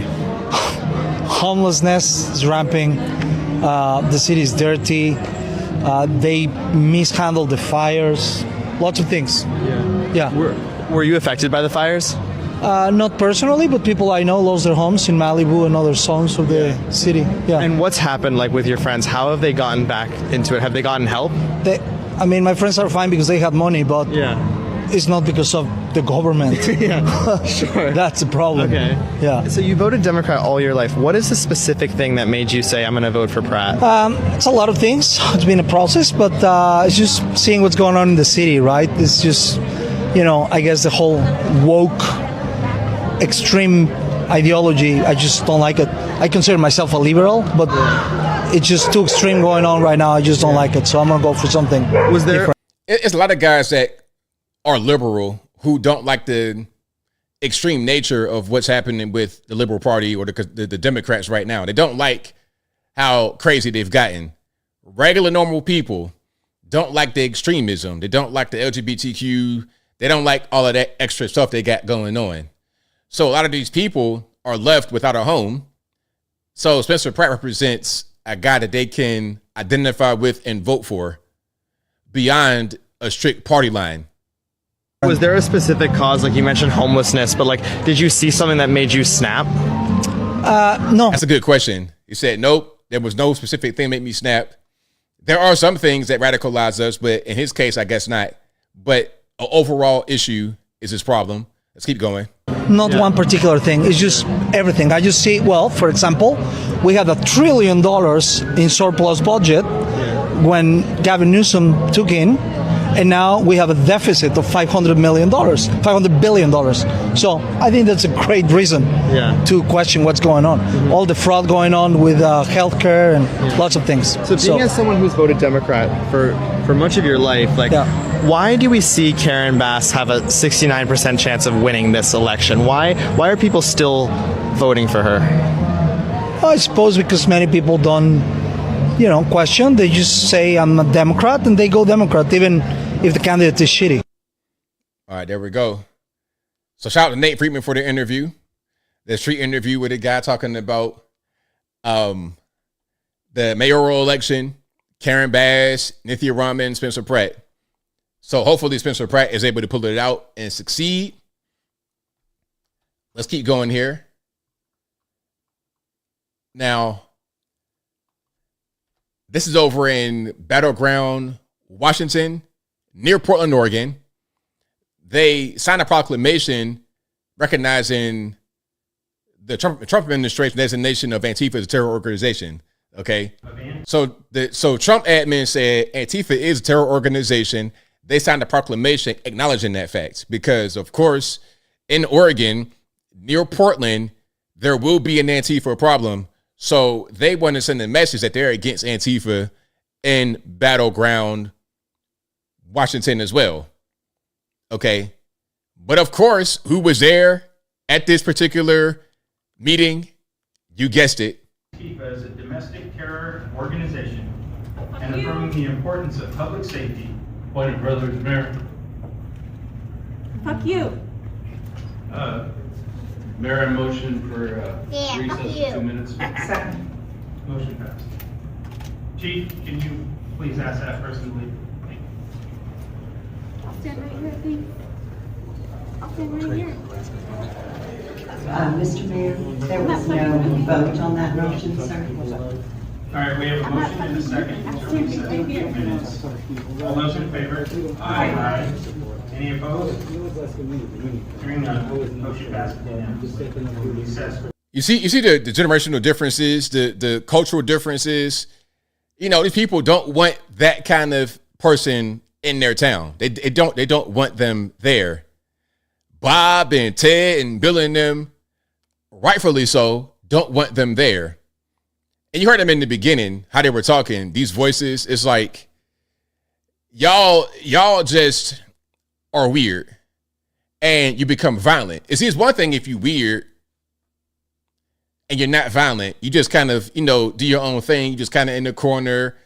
But when you want to engage in the violence and the so-called protests and sitting on the road blocking traffic. You guys want to go to the back? Go ahead.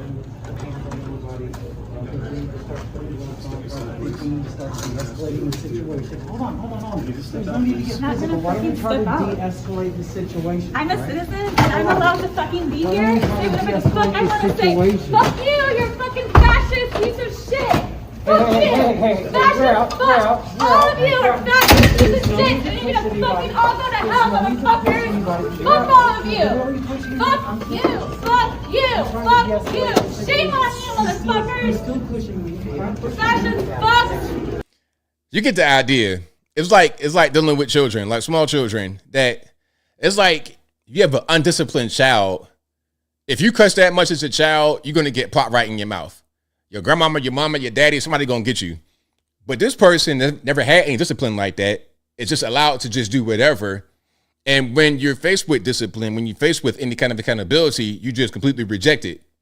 And I could tell by how they were talking, the little voices they were using, these little anime cartoon voices they're using while actively interrupting a city council meeting or whatever that is. We don't have time for you and your ilk anymore. It's time to go. So please leave. All right. So again, that's Battleground, Washington. They signed a proclamation acknowledging President Trump's designation. They signed a proclamation acknowledging President Trump's designation of them as a terrorist group, speaking about Antifa specifically. So yeah, shout out to President Trump. All right, now, New York City, what's going on with you guys in the sewers? You're trying to be Turtle, and you're trying to be Donatello Raphael, all these guys. You're trying to be Master Splinter, Super Shredder. Why are you in the sewers? Wait.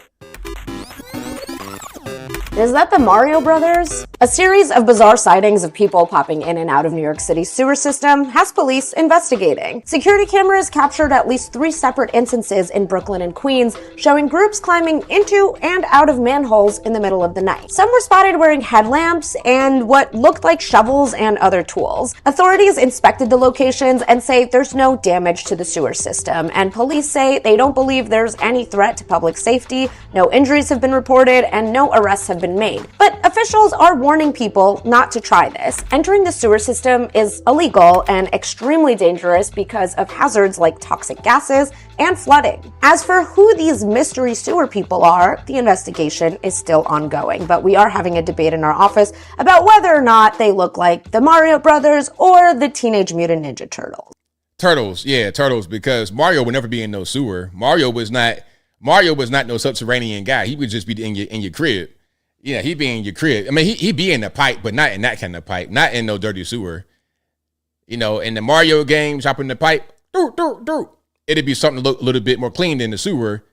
The turtles be in with the rats and all that kind of stuff. So yeah, they most certainly the turtles for sure. So yeah, shout out to them. I don't know what y'all doing, but it's something. Have you guys seen these subway surfers? Not underground, but above ground on the subway. You know, when the subway goes on the elevated track, you got some of these kids that are right on top, try to surf.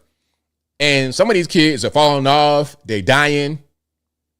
I say let them keep doing it. Well, I'm gonna say let them keep doing it. I would say make it be illegal to do that, but if they want to keep doing it, that's on them. When they die or they get injured severely, oh well. Now, speaking about subways, trains, elevated platforms, now somebody, I don't know if it's an old lady or what's going on, somebody managed to drive their car up onto 30 feet in the air on a light rail platform. So we know how light rail is. Okay, you shouldn't have any cars. This is not like the way it is on the street. If it was on the street level, you could drive over the tracks. And they have sometimes where you have roads with the track inside the road, so you can kind of like drive over it a little bit. But this is not that, okay? You're up on the actual platform where the subway gonna pick you up. Now, I don't know if this is a real old lady or what's going on, but she didn't look super old. She didn't look like she's like 80 years old. Maybe I'm wrong though. If you're an old person, I can understand why you may make a mistake like this. I'm gonna see if I can see her. But yeah, so that's her right there. Now, what I read is that she was following the GPS. Now, I've seen some crazy things with GPS. Sometimes y'all follow GPS all the way to hell. Y'all follow GPS and go in the water. Y'all be in private property, all kind of stuff. If you're going to follow GPS, you must also look at the road and make a decision. Hey, that seems to be a little bit sketchy. I might not want to go down there. I've seen some roads when I'm driving in various places where the pavement stops and it's just a straight dirt road. Now, do I want to go that way? I got to make sure. If I'm going to a place that's kind of out the way, maybe in the boondocks or something, I might want to chart my route before I go. But I definitely want to just observe, hey, am I going to go into the light rail platform right now? Am I tripping? Yeah, you might want to observe that rather than trusting your GPS because you might be in the wrong place. Okay, now here is the actual vehicle being picked up off of the track. Now, some said, why can't you just go backwards? I don't know. I don't know. But the vehicle had to pick the car off of the track and get it off that way. You see? It's kind of like a cherry picker, kind of, sort of. But I think this device, this machine is designed for the light rail. And you can see where the entrance is. See that? So you probably came across right here where it crosses in the street where you're able to cross and then took a left onto this actual platform that goes up. Now, when you see the platform from the street, you got to see that there's tracks and there's not a street right there. It's just tracks. So you might not want to go that way. You might want to go on a something like that on the left where it's actual pavement and a dotted line in the middle. And it's not elevated like the track is. But hey, if she's an old lady or something like that, I get it. Because you might not be all the way with it. But if you having that kind of problem, maybe don't be on the road. I'm just saying. Okay, a China bus crashed in Virginia. Now, you know about China bus? The China bus has been around for a long time.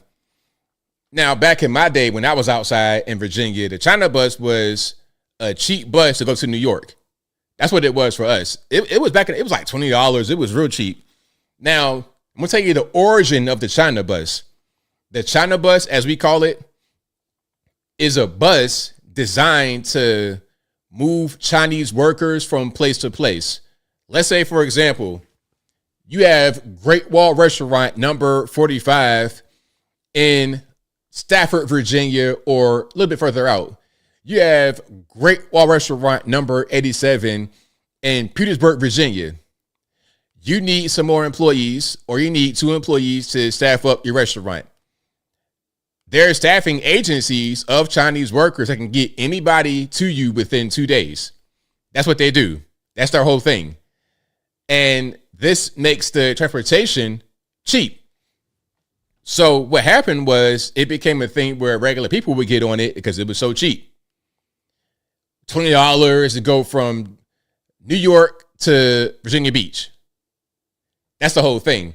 But the problem is you got a lot of undocumented people, illegal aliens, people that can't speak no English, that don't know road signs. They got a CDL that's kind of janky.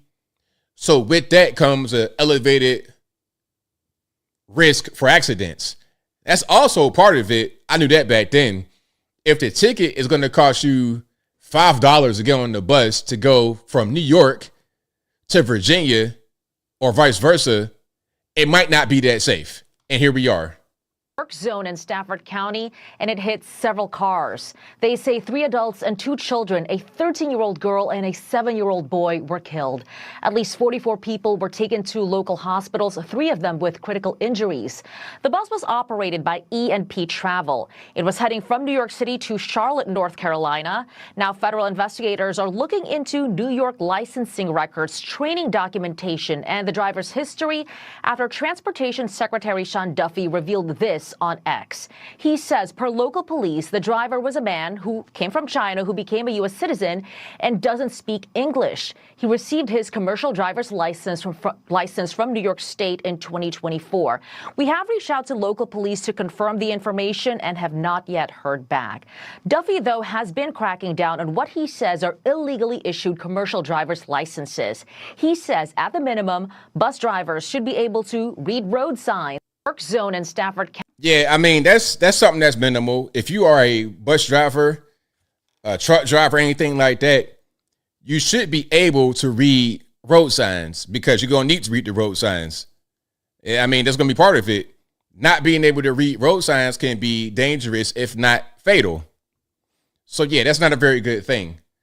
So let's tighten that CDL process up. Just speak it in English a little bit. That's all we're saying. We're not saying you got to be proficient in everything, but please speak it in English because we're going to need that.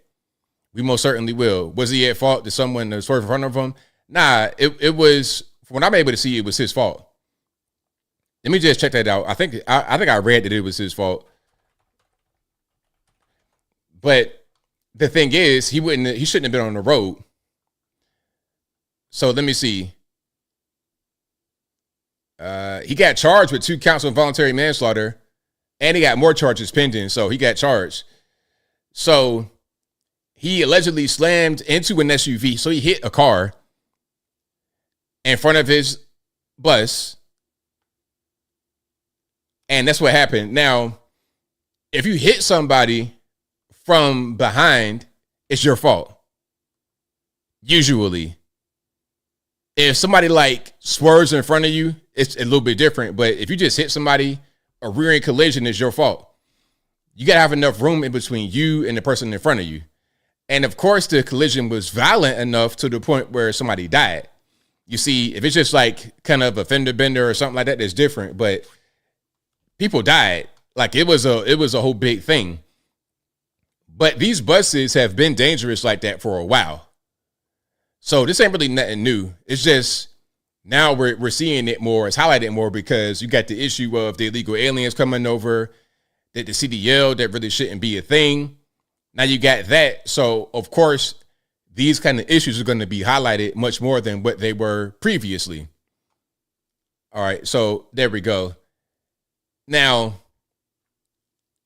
what do I want to show here? Okay, I think I want to show this right here. Sean Ryan, Megyn Kelly. Oh my goodness. I ain't going to play too much of this, but a lot of these podcasters, I don't understand what's going on. It's like they play to their audience rather than just keeping it real. Maybe they think in their mind they're keeping it real, but some of these podcasts is like doom and gloom. You know, the Jews, and I just want to play some of this. You understand what I'm saying? All right, this is on, I guess, Sean Ryan's podcast. I don't know. I don't know. I don't know what to think about anything anymore, to be honest with you. I think the one thing that I'm the most concerned about is Israel. So what does this all mean? I mean, I thought he was going to win. I thought for sure he was going to win. But then he didn't. And Israel bought it. They bought the election. Okay, there's music in the background. I don't want to get a copyright claim, but they're talking about Thomas Massey right here. It's like he didn't win because he was not fulfilling the Trump agenda, which is why he was sent to Congress. His district is straight up MAGA country. They are not a place that is ideologically matched to what Sean Ryan is saying. That's why he lost. To say that Israel brought it is ridiculous. How are you going to make money be the excuse when they had about the same amount of money? Thomas Massey had, I think, 14 to 15 million. Gal Ryan had 19 to 20 million. Now compare that to President Trump having, what, 750 million compared to Hillary Clinton, 1.5 billion. 750 million to 1.5 billion. And yet Donald Trump lost, and Donald Trump won, and it wasn't even close. Donald Trump did not lose. Hillary Clinton lost. Donald Trump won, and it wasn't even close. Although Trump had half of the money, half of Hillary Clinton's 1.5 billion. Stuff like this, I don't know, man. I don't get it. I think they're trying to play to an audience who really believes in what they're saying. I'm gonna play a little bit more of that, and then I keep on moving here. So what do we even vote anymore? Of course, the music is being added to add effect to what he's saying. What's the fucking point? Legitimately, what's the point? I think a lot of like we have a duty to vote, but like why? Yeah, for what? What? If they're just gonna, I mean, I just feel stuck. I mean, they're buying our elections. It's just how do we get out from under this shit? What? Is it almost over? Slow it down. The entire. All right, look, Sean Ryan. I think everything's going to be okay. I think everything's going to be all right. Don't worry about it, bro. It's going to be okay, man. I just think that people, they have their opinions about the election. Massey, they got opinions about the Jews and Israel, all kind of stuff. And by the way, I put out that short. What was it about Trump talking about Benjamin Netanyahu? There was a phone call. There were some words exchanged. Hold on. Do I have that right quick? I mean, this whole narrative about the whole Jews narrative, whenever I hear that, I kind of just stop listening. If anybody says that, I stop listening. Yeah. Like, you know, sometimes I'm out in the street, people start talking, and then if they go to that right away, I'm like, never mind. You know, you have a good one. You know what I'm saying? Like at that point, I ain't even listening. Okay, we got Austin Metcalf, Kamala Anthony. I'm gonna play some of this. Because you got a jury selection. There is a decision that Judge John Roach is behind closed doors making right now that could have a major impact not only on the outcome of this trial, but also on the public perception of it. The prosecution has used its strikes to remove 3 prospective jurors who are black. They made up 100% of those who are qualified who are black to serve on this jury. Now, the defense is protesting this vehemently, arguing that it violates legal rulings. As anyone who has followed this case knows, race has become a talking point even well before this trial because the defendant is black and the victim was white. The prosecution argues that the circumstances surrounding this case, being a school fight in a school stadium, make it, quote, race neutral, meaning that race did not play a factor in the crime and the makeup of the jury doesn't have to legally reflect that. The judge is expected to make a ruling at any minute. In the meantime, here's a recap of what happened earlier today. Now, let's pause for a second. Race is not going to be everything. It could be an all-white jury. That doesn't mean they're going to be biased against Carmelo. Just like in the case of Chuck the Builder, the white conservative run place was not biased against the guy who Chuck shot. At a certain point, you got to have law and order and reasoning come into the picture. Inside the Collin County Courthouse, the process of selecting the men and women who will fill these 12 seats in the courtroom of Judge John Roach continued behind closed doors. Carmelo Anthony appeared on a live camera feed sitting at a table with his attorneys wearing a dark suit and tie, while his attorney, along with prosecutors, continued the work of finding a jury that would give him a fair trial. When prosecutors asked prospective jurors if media coverage of the case has led them to form opinions, several admitted that it had, with one replying, "I don't know if it's going to affect me, but I can't tell you those thoughts are not inside my head." Of course, because a lot of these public cases get tried in the court of public opinion, but that is not the same thing as the court of law. Another prospective juror who identified as an educator in Frisco ISD, where both the defendant and victim attended separate high schools, said this is close enough to home that I'm not confident that I could be completely fair. Potential jurors were also asked if the age of the 19-year-old defendant, who was 17 when authorities say he fatally stabbed 17-year-old Austin Metcalf at a track meet, would influence their judgment, as well as his race.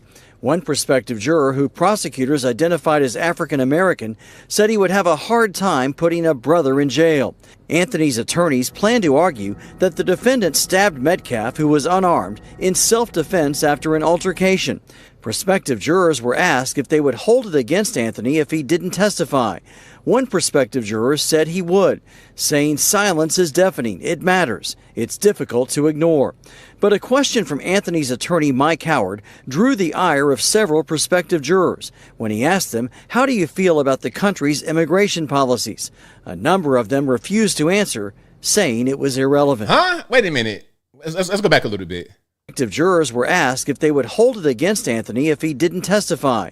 One prospective juror said he would, saying silence is deafening. It matters. It's difficult to ignore. Okay. But a question from Anthony's attorney, Mike Howard, drew the ire of several prospective jurors. Oh, so, okay, I thought I heard that. So that's Carmelo Anthony's attorney asking the jurors their take on immigration policy. What you trying to see if they're a MAGA or something? Is that what that was, bro? Why would you ask that? What's that got to do with this? They're neither one of them is immigrants. So I don't understand. What are you trying to get at? Ask the question you want to ask. Don't be indirect with these questions. When he asked them, "How do you feel about the country's immigration policies?" A number of them refused to answer, saying it was irrelevant. It is irrelevant. Yeah, that's weird. Why would you ask that? Hey, I don't know, man. Like, one thing I'm going to say, if your lawyer is not on a job, your lawyer's kind of janky, it could ruin the case. In my humble opinion, it can ruin the case. Now, I'm going to play some of this from Chuck the Builder's court appearance a little bit. The judge who you want to see. This is going to be Judge William R. Goodman III. Personal property. I don't know if the sheriff is, I would assume. And RP to the headphone users. The cases go away, the current opinion in Davidson County, maybe we'll need to, I mean, I'm not real clear that Mr. Rosie's getting ready to clean out his $500,000 savings account and write a check to Wendy Davis, clerk at Circuit Court in Montgomery County. This judge, I could tell, and if you didn't hear what he said, he was talking about Alex Rosen, the guy, the predator catcher guy. He's also a social media guy. He came trying to pay some money to bail Chud out. The judge is like, I'm not really sure he wants to clear out his account to pay this. Like, he's skeptical of the whole situation. All this social media streaming, trying to get attention. These judges, these down south guys, they might have been born at night, but they were not born last night. When you try to come in here with your city slicking and silly talking and social media and we're going to talk about the law, what makes sense, what doesn't make sense. He was asking questions, the judge that is, well, what does he do? Like, one question the judge asked was this. His name is Chud the Builder. Is he in construction? What does he do for a living? Now, the lawyer was like, well, he had a career and he has a construction company, but then there were some things that happened, and then, now he's more of a streamer. Okay. But what I would have asked, and what the judge might know, is, well, why did you have an issue? What was the issue? What was this issue? You're already out on bond for harassment and the dinner, and now shooting somebody, almost killing them, almost killing yourself. So what was this fourth incident? And plus you got a court record in the court. Aside from that, like, how many times are you going to get in trouble? You are a repeat offender. You are a jailbird. You are a ne'er-do-well. You are a miscreant, a rabble-rouser, a hooligan, a thug. That's what you are. And the judge knows it. And the judge is not even about black or white, because this guy right here, if you go to his house and say something about him being a liberal, he might punch you right in the face. These guys in Tennessee, these white guys in Tennessee, they're about no games. The older guys, the older people, especially in Tennessee, fearless, no games. They're not for the nonsense. They're not for the shenanigans. This Chud the Builder, social media, influencer stuff, they don't care nothing about that at all. I've been here for almost 10 years. I know these guys. I've met the governor. I met everybody. I met state reps. I met U.S. reps. I met everybody. That's how they are, especially when they get to be older like that. They straight direct. They're not like California people. If you had leadership that we have in the South over on the left coast, things would not be that way. It'd be a better place to live. It wouldn't be looking like Gotham City, Mad Max, Blade Runner. It would not look like that, because here we have good, competent leadership. And that's why Chud is facing prison time and the victim is not, because this judge and everybody else already know what's going on. We already know what's happening. I mean, it's up to him. Now, let me say, Mr. Finley, I understand that if all these other cases go away, the current opinion in Davidson County, maybe we'll need to revisit the issue of law. Any other issue we need to address in this case? So yeah, these judges ain't playing no games. So the bond for Chud is still at $1 million. And like I said earlier, the way the bond works in Tennessee, or at least in Montgomery County and Judge Goodman's courtroom, is that you got to have, there's a limit that a bond company can contribute to a bond. The limit is $100,000. So in the case of Chud the Builder, his bond is $1 million. This means you got to have 10 companies each put up $100,000. That's the way it's going to have to be. It can't be from the money that he got after the incident happened. It can't be from money that was not raised for that purpose. It can't be one guy trying to give some money. Dual cannot do it because Dual is in a foreign country and they make money from gambling, basically. And when they tried to transfer the money, it got flagged by the bank. That's going to be a red flag to the judge too, especially since gambling is not legal in Tennessee. So you're not going to have fruit from the poisonous tree get into this case and free this person. So ultimately, I think that Chud is pretty much toast. Okay. He's pretty much toast because there's too much to this case. There's too much shenanigans, too much weird money. it's pretty much a wrap. Okay. Okay, hold on. You heard nothing? Well, basically, if you couldn't hear what he was saying, he is all about business and the things that they're trying to do. The defense for Chud, it ain't going to work. That's not going to be what happens.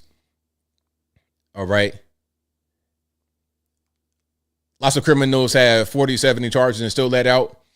Well, Chud had a lot of charges. The thing about Chud is that he was out on bond actively. And there's a law in Tennessee that says if you commit an offense or if you get arrested and you require a bond to get out, but you're already out on bond, the bond amount must be double the customary amount. So that's part of the reason why the bond is so high. If not for the fact that he already was out on bond, maybe the bond wouldn't be that high. You see what I'm saying? So there's always, there's always context to the situation. And also depending upon where you live. Now, you're living in California, it's a little bit different. You're living in Tennessee, obviously, Alabama, Georgia, Florida, it's a little bit different. And some may think that that's a bad thing, but really, this is the hottest part of the country right now. Everybody wants to come to the South. Everybody wants to be in Tennessee, Georgia, Florida, North and South Carolina, all over the South. And you're going to see development happening, Alabama, which is already happening, Mississippi, even in West Tennessee, you're going to see development happening because Californians can only go to so many places in Middle Tennessee. They're going to want to expand. They're going to want to explore. They're going to want to go to Memphis and try to be urban pioneers out there, get them house for dirt cheap. In South Memphis, get them house for dirt cheap. That's going to be a thing. Okay, but in order for them to go out there successfully, they must adhere to the policies that already exist in these places. And if they don't, it's going to be rude awakening. They're not going to like what they get as a result of trying to change policies. All right. But shout out to you guys. I appreciate y'all for rocking and rolling. The other guy has a weird background. Let me show you Alex Rosen. Let me show you Alex Rosen right quick, if y'all know who that is. Okay. And again, this guy, I'm talking about identical to that dude. Matter of fact, it's in this video right here. Hold on. So this is Alex Rosen. That's him. Now, Alex Rosen, what he does, he is popular on social media for predator catching. He has decoys that pose as children, and they catch predators trying to talk to children for nefarious purposes, right? That's what he does. Now, he, for some reason, is a free speech absolutist. What does that mean? I want to say the N-word, and you can't stop me. And I'm going to go out here and damage reputation. I'm going to be out here and just, I'm going to be out here and be a fat fool to be able to say the N-word without getting in trouble. Even though this case is not about the N-word, this case is about shooting somebody outside of a courthouse when you were already out on bond for two other things, for harassment and not paying the restaurant tab. Plus you have prior convictions. That's why he's in jail, not because of the N-word. But hold on, I'm going to show you this guy when he sits down so you can see what I'm talking about. Hold on. So look.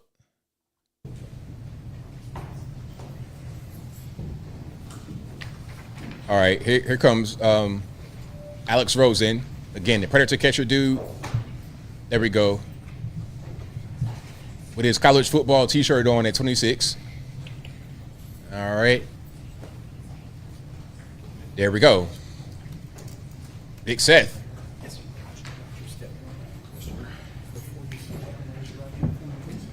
Swear to tell the truth, the whole truth, and nothing but the truth, so help you God? Yes, sir.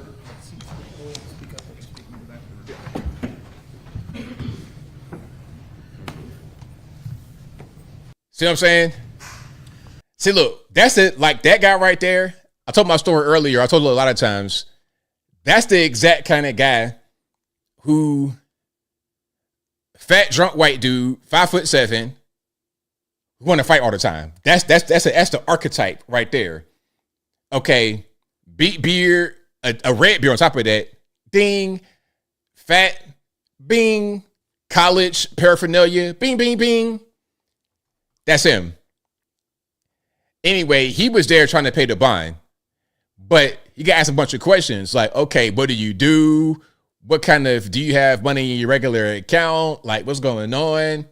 It was a lot happening there. It was a whole lot happening there. So yeah, shout out to him. Let me see. Rad said, thank you for clarification. I don't want to feel like all the one-sided ways the law has been appeared to be implemented. Okay. But yeah, when you go, if I go to court, I'm most certainly wear a suit or something like that. But these guys, they don't even have suits. Like, I bet he don't even own a suit. That's that John Fetterman type of, you know what I mean? That's that type of energy right there. Yeah, you just don't even really care. It's like, whatever. I'm gonna just wear whatever I want to wear. I would never go to court dressed like that. I didn't even think about that, but I would never go to court dressed like that. If you got to go to court and you got to be on the stand talking, would you dress like that? Now, if you're in court for a traffic ticket, I don't know, maybe it's a little bit different. I've only been to court for a ticket before, and I didn't dress quite like that. I had something that looked a little bit nicer. I didn't have 3-piece suit like I'm about to go out to dinner or something like that, but I didn't look like that. Not at all. But hey, I mean, nowadays, who cares, right? Do whatever you want. John Fetterman in the Senate looking like Adam Sandler, it's okay, I guess. So it's totally fine. You go on an airplane wearing pajamas. If you wear pajamas outside, I mean, I already know you stink. If I go up to you, if I see you outside your house, like at a grocery store with pajamas and the bonnet, I already know what time it is. Yeah, I'm trying to stay away from I don't want to be downwind of your walking wind. You understand what I'm saying? When you walking, I don't want your scent that goes behind you to hit my nose. Anyway, if you like what you're hearing so far, please give the video a thumbs up. Like the video, share the video, do all that good stuff. That'll help me out tremendously. Okay, we got some super chats, I believe. And then I'm going to get to some calls. The number to call is 706-406-3287 right there underneath me, 706-406-3287. The number is always also in the description box. And, of course, on the screen at a certain point. The ticker will get to that point. Thank you to Jason for sending the ABL membership. I appreciate you for that. Thank you for Chris Clark, who says, swallow will I. Okay, I ain't going to say that. Thank you to Apple, who says, RIP David Dorn. 6 years ago, when I first started to watch your live streams, ABL, you spoke honestly and compassionately. May David Dorn's memory live on. Thank you for that. I appreciate it.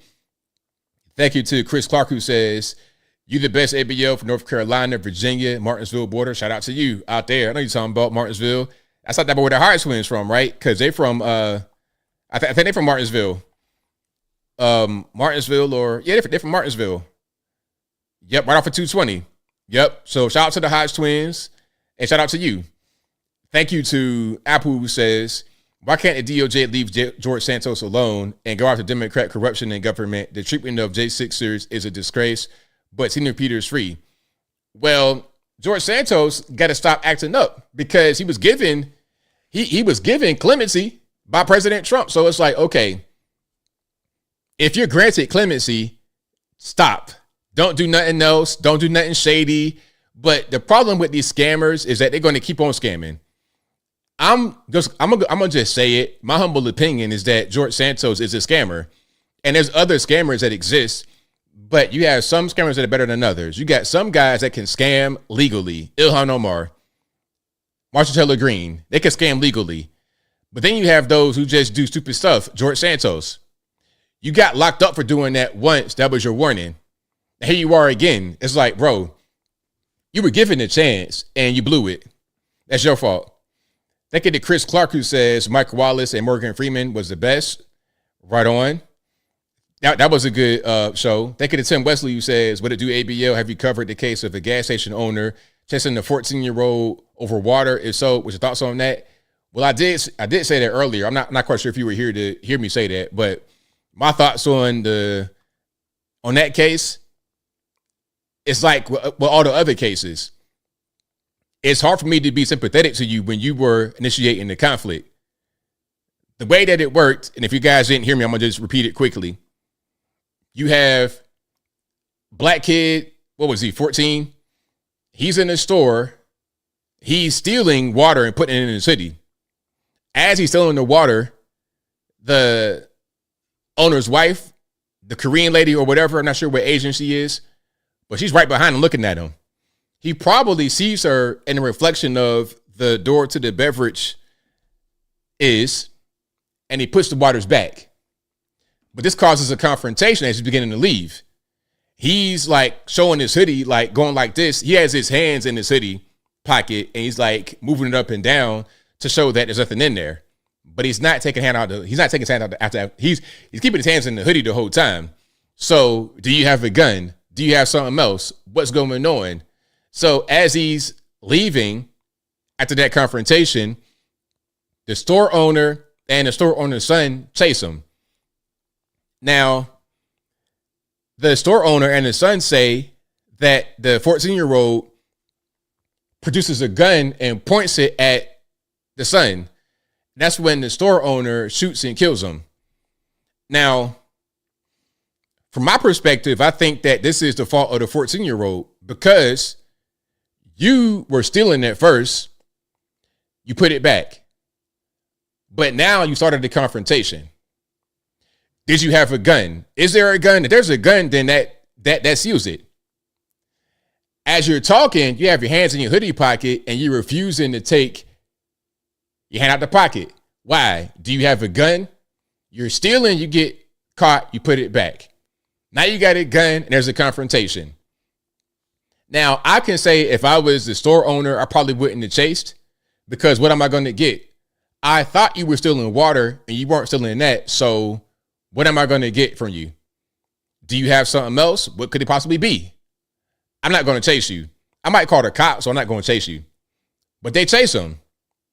And then during the chase, the 14-year-old produces a gun allegedly, and the store owner shoots the 14-year-old. That could have been prevented if he didn't go in there and try to steal some water and have the gun at 14, allegedly. But I'm going to look more into that case because I think that gun is going to be the key point. That's going to be the key point. If there was no gun, then what are you shooting people for? But if there was a gun, it changes everything. But again, the whole thing wouldn't have happened if he was not in there trying to steal. See, when you start something, I can't really feel for you too much when something bad happens, even if what happens is disproportionate because it's your fault. Anyway, and I say that same thing for everything. But, and also about that, I think the reason why the store owner beat the case is because it hit him with a murder charge. I'm like, that wasn't murder. I wouldn't say that was a murder charge. Maybe the manslaughter or something like that. If there was a lesser sentence, a lesser charge, maybe they should have hit him with that. But a murder, that would have got thrown. That wouldn't have really survived, in my opinion. That wouldn't have survived. Yeah. So we'll see. All right. And what else we got? Shout out to our Black Pearl for the Hyatt donation. Thank you for that. I appreciate you. Let's get to some calls. The number to call is 706-406-3287. Again, the number to call 706-406-3287. And the phone lines are on. Shout out to you guys for calling. Shout out to you guys for watching. I appreciate it. Mental Stakes says it wasn't. That was the boy was stealing. Boy, that I saw a body cam. That wasn't. It was security footage. I saw the security footage. Can I pull it up right quick? I saw some security footage where he was trying to steal. Like he had put the stuff in his hoodie pocket, and then when he got caught, he put it back. See, that's what started the whole situation. You're initiating the conflict. And that is the issue. Initiating conflict. You can't do that. Where is this case? Yeah. Okay. Here we go. What is the value? Now, they're making it be about water and stuff like that, but let me just find. Okay, here we go. Now, it is showing pictures and stuff like this. I'm trying to find the actual footage. If you guys have it, y'all let me know. That's just a picture of him outside with the hoodie, Hands in the hoodie already. And then here we go. This is what I want to show you. Goes to where the water bottles are. He had to know he was being watched, right? I mean, I don't think Alice was making it unknown, or she wasn't really disguised. She sees him. She sees what he's doing. That's why she's right there. Now, this right here, this stance is don't steal. It's saying don't steal and I see you without having to say it, without being confrontational. What she was doing. He took 4 bottles of water out, put 4 bottles of water back in. He's caught on camera from several different angles doing so. And cameras do not lie. Cameras do not make mistakes. So his lawyer is saying that he did take 4 water bottles, but he put them back. That's what I said. But why you put it in your hoodie? Why not just carry it like a regular person and go to the front? You were trying to steal. And people can say that, oh, it's something petty, it's something small. It don't even matter. You were trying to steal. And that's what started the whole situation. Now, we could say that the reaction was over the top, and that's fine. But you can't start stuff and then say, I'm the victim. That's it. But yeah, I mean, we'll see if there's anything else that happens. Again, the store owner he beat the case. He beat the case. And the jury, from what I was able to read, was a mixed jury. It wasn't all white or nothing like that. Even if it was, I think that the jury is more privy to the information than we are. All right. Now, am I able to actually... Pardon me. I'm trying to find the actual video. They got like a still picture, but that ain't really what I want. I want the actual video. See, the whole time it's just got a still picture, and they're showing that because that's his lawyer talking, and he don't want to show him stealing because that's going to taint. That's going to be, because if you're stealing, the sympathy for you is going to go down. But he did admit that he took the 4 water bottles and put them in. He took water bottles out and then put them back. But anyway, that's that on that. I may do a full video about that, about the situation. Yeah, that's right. While Wildlife is Rough says people need to stop stealing. It's tough to run a business nowadays. You got to stop stealing. It's so much of that going on, so much shoplifting and extra stuff going on. It's just, and what's going to end up happening is places are closed down, especially in these hood areas, these poor areas. You're going to have places that close down because they keep getting stole from all the time. And then they're going to say, oh, now we're in the food desert. We don't have no place to go. Well, it's your fault because you kept stealing from it. And a place cannot survive with constant theft. Now, if you go to California, hey, anything below $1,000 is not even the crime. If you were to go to California, put it to you this way. This happened where? This happened in, was this Texas? Where was this at? Hold on. Where was this case at? This was in South Carolina. If that was in Texas, if that was in California, they would have went ahead and charged the owner with, the owner would have got convicted in California, because anything below 1,000, you can't even, they're not even going to prosecute for shoplifting. So water bottles, if that was the initial confrontation, anything beyond that wouldn't even be, they would have zero support for you if you did that in California. But state to state laws are different. All right, let's get to some calls here. The number to call, 706-406-3287. If I missed your phone call right now, I'm sorry, but call me back and I'll try to get you on ASAP. Am I right? Thank you. I missed who said that, but thank you for saying I'm right. And, people say, oh, it's a water bottle. People get caught up in the thing that they try to attach emotional arguments to make their case. Example, Carmelo Anthony, he got stabbed in the heart. In this case, oh, it was just a water bottle. You're getting caught up in that rather than what they actually did. 859, you're on line, I'm speaking to.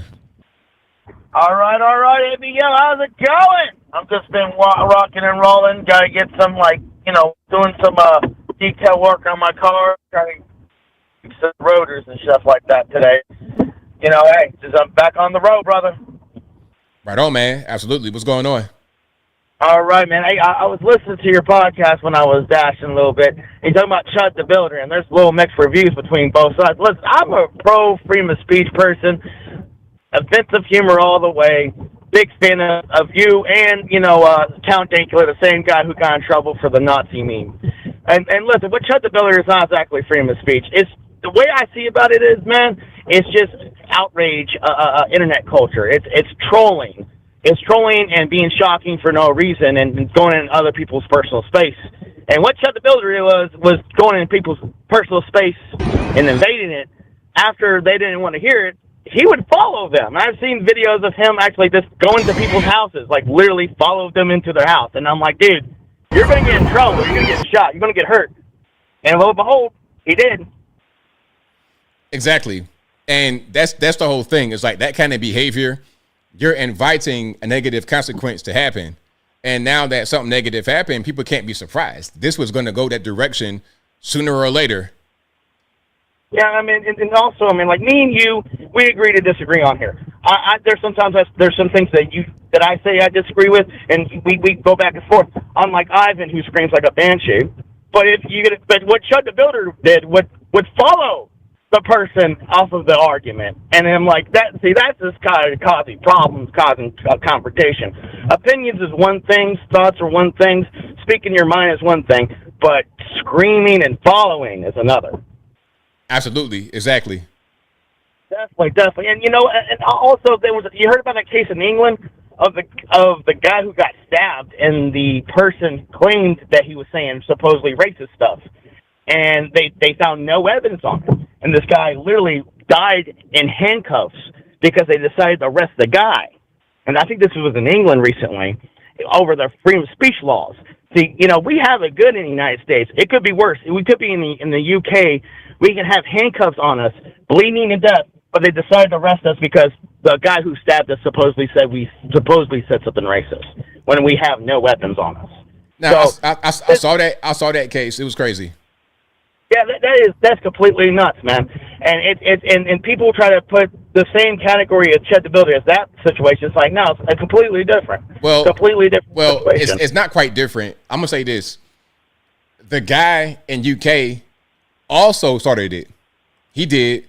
The problem with him is not what he said. The problem with him is how the police were just dumb. Because okay, it doesn't matter if he started the confrontation. If you come to a place and somebody's on the ground bleeding out, you got to get them aid. But they were so dumb. After you see him on the ground, it was blood everywhere. He said he got stabbed. They did not render him aid. So that was their fault for just being incompetent as police officers. But I'm not going to sit here and say he didn't start the confrontation because he did. I caught half of the story. I didn't listen. But yeah, I got to look more into that story. But I saw it recently, so I probably didn't get the full details. Thank you, ABL. I very much appreciate it. Hey, thank you very much for taking my phone call. And to the guy, to the kid who stole the 4 waters. Where's the parents? Because it's very alarming. Why would a 14-year-old stealing water, especially when you can get water for free? Just dumb. That's all. It could be that, or it could be something wrong with the parents, or some neglect somehow. I can see that happening too. But hey, thank you very much for taking my call. I want to hit a 420. Talk to you later, brother. Thanks for the call. Appreciate it. Right. Yeah, that case in UK, what happened from what I read, because I read up on this story, what happened with the case in UK, you got a young guy who was stabbed by a Sikh, one of them Indian-looking guys, but, they're Sikhs, with a ceremonial knife that the Sikh was able to carry in UK for some reason. He got stabbed after a confrontation. The police show up. The Sikh says that the guy was hurling racial abuse at him. The Sikh was just up. He wasn't messed up. The police then go to the guy who's on the ground, who was the stabbing victim, who the Sikh said was hurling racial abuse at him. They go to him and then they cuff him. Although he's not resisting, he's on the ground like dying basically. There's a picture of his hand is white as a ghost because there's no blood in the body. But anyway, he's saying I got stabbed. I can't breathe. He's saying I got stabbed. There's blood everywhere. So maybe you went to check to see where the wound is coming from.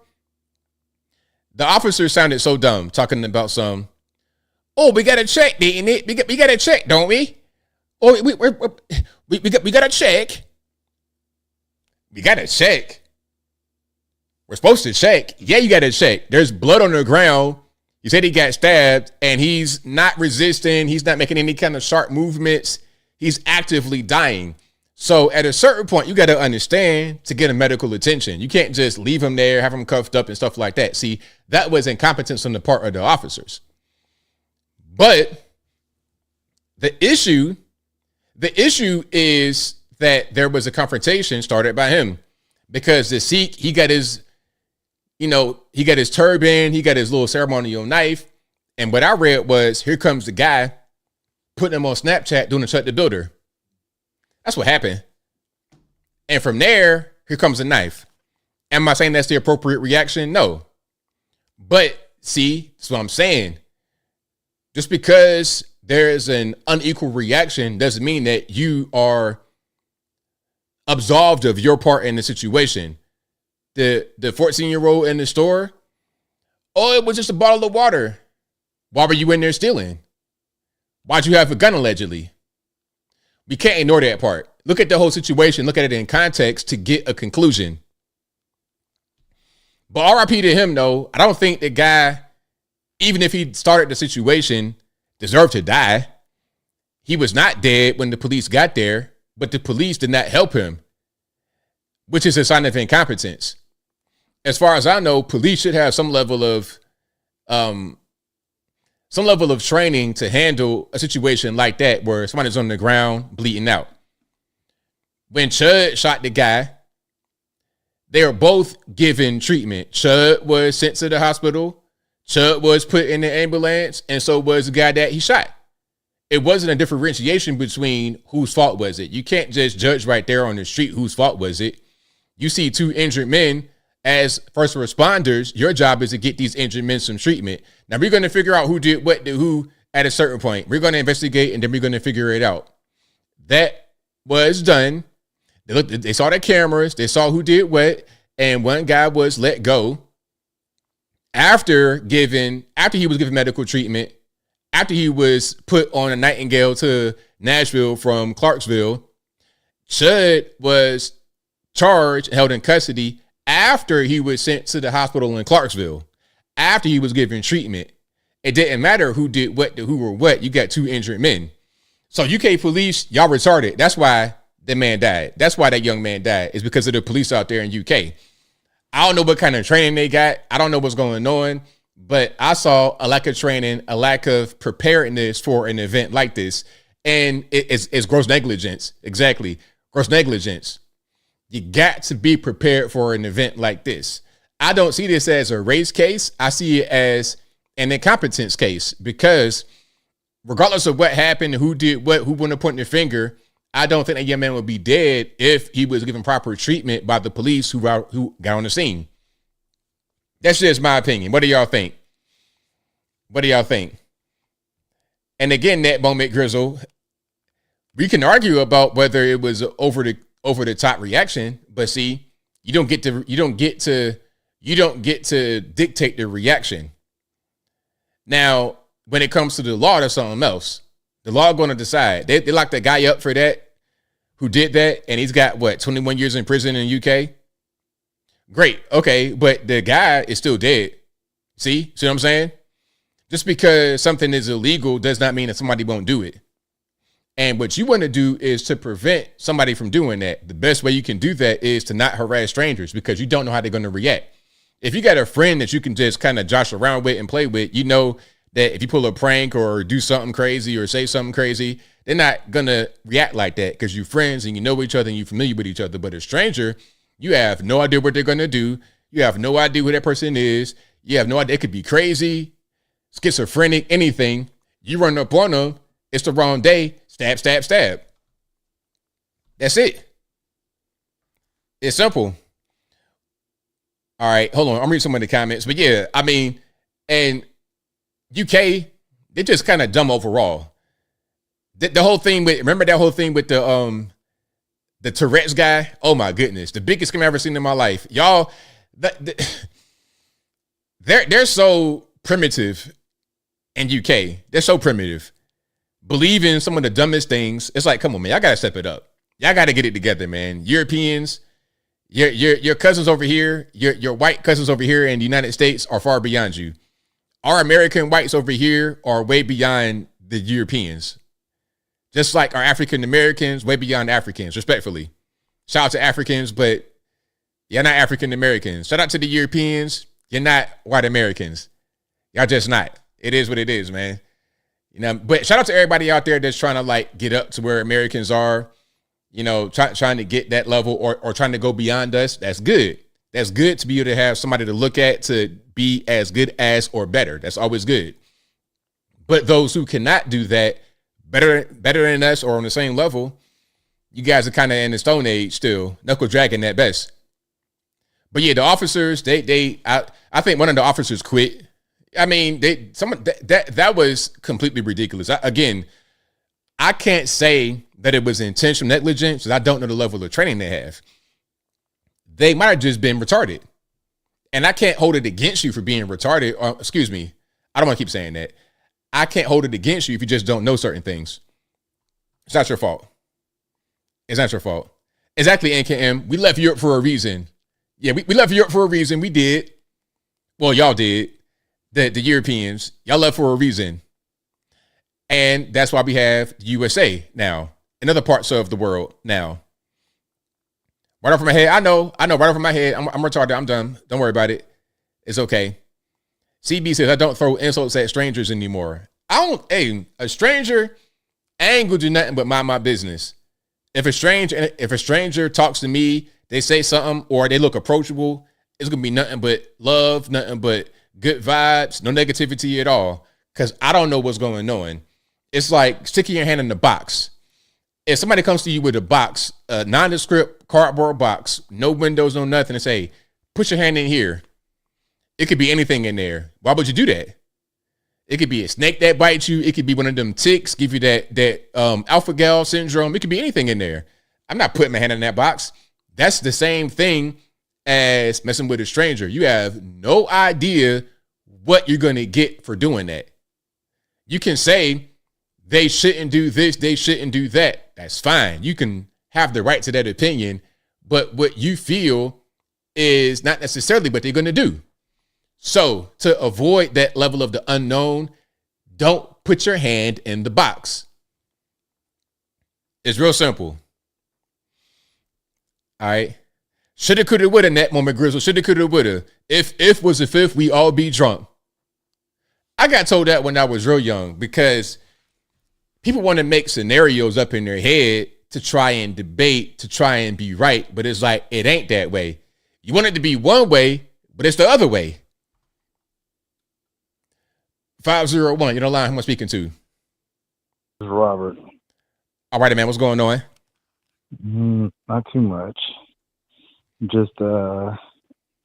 just thinking about how it takes these Democrat states 5, 6 a week, a month to count up votes when, you know, here in Texas, we knew that night who was, you know, going, you know, moving on and, you know, going to the general runoff and all that good stuff. But California, they still playing with ballots and harvesting ballots and all that other stuff. Yeah, it's crazy in California. They just got bad leadership. That's why things are the way they are. And that's why people are just saying, you know what? I had enough. I got to leave. Yeah. Hopefully there's not going to be no funny business like how it was in 2020, because regardless of what people say or whatnot, like I stayed up, I watched your, because you was up pretty much almost all that night.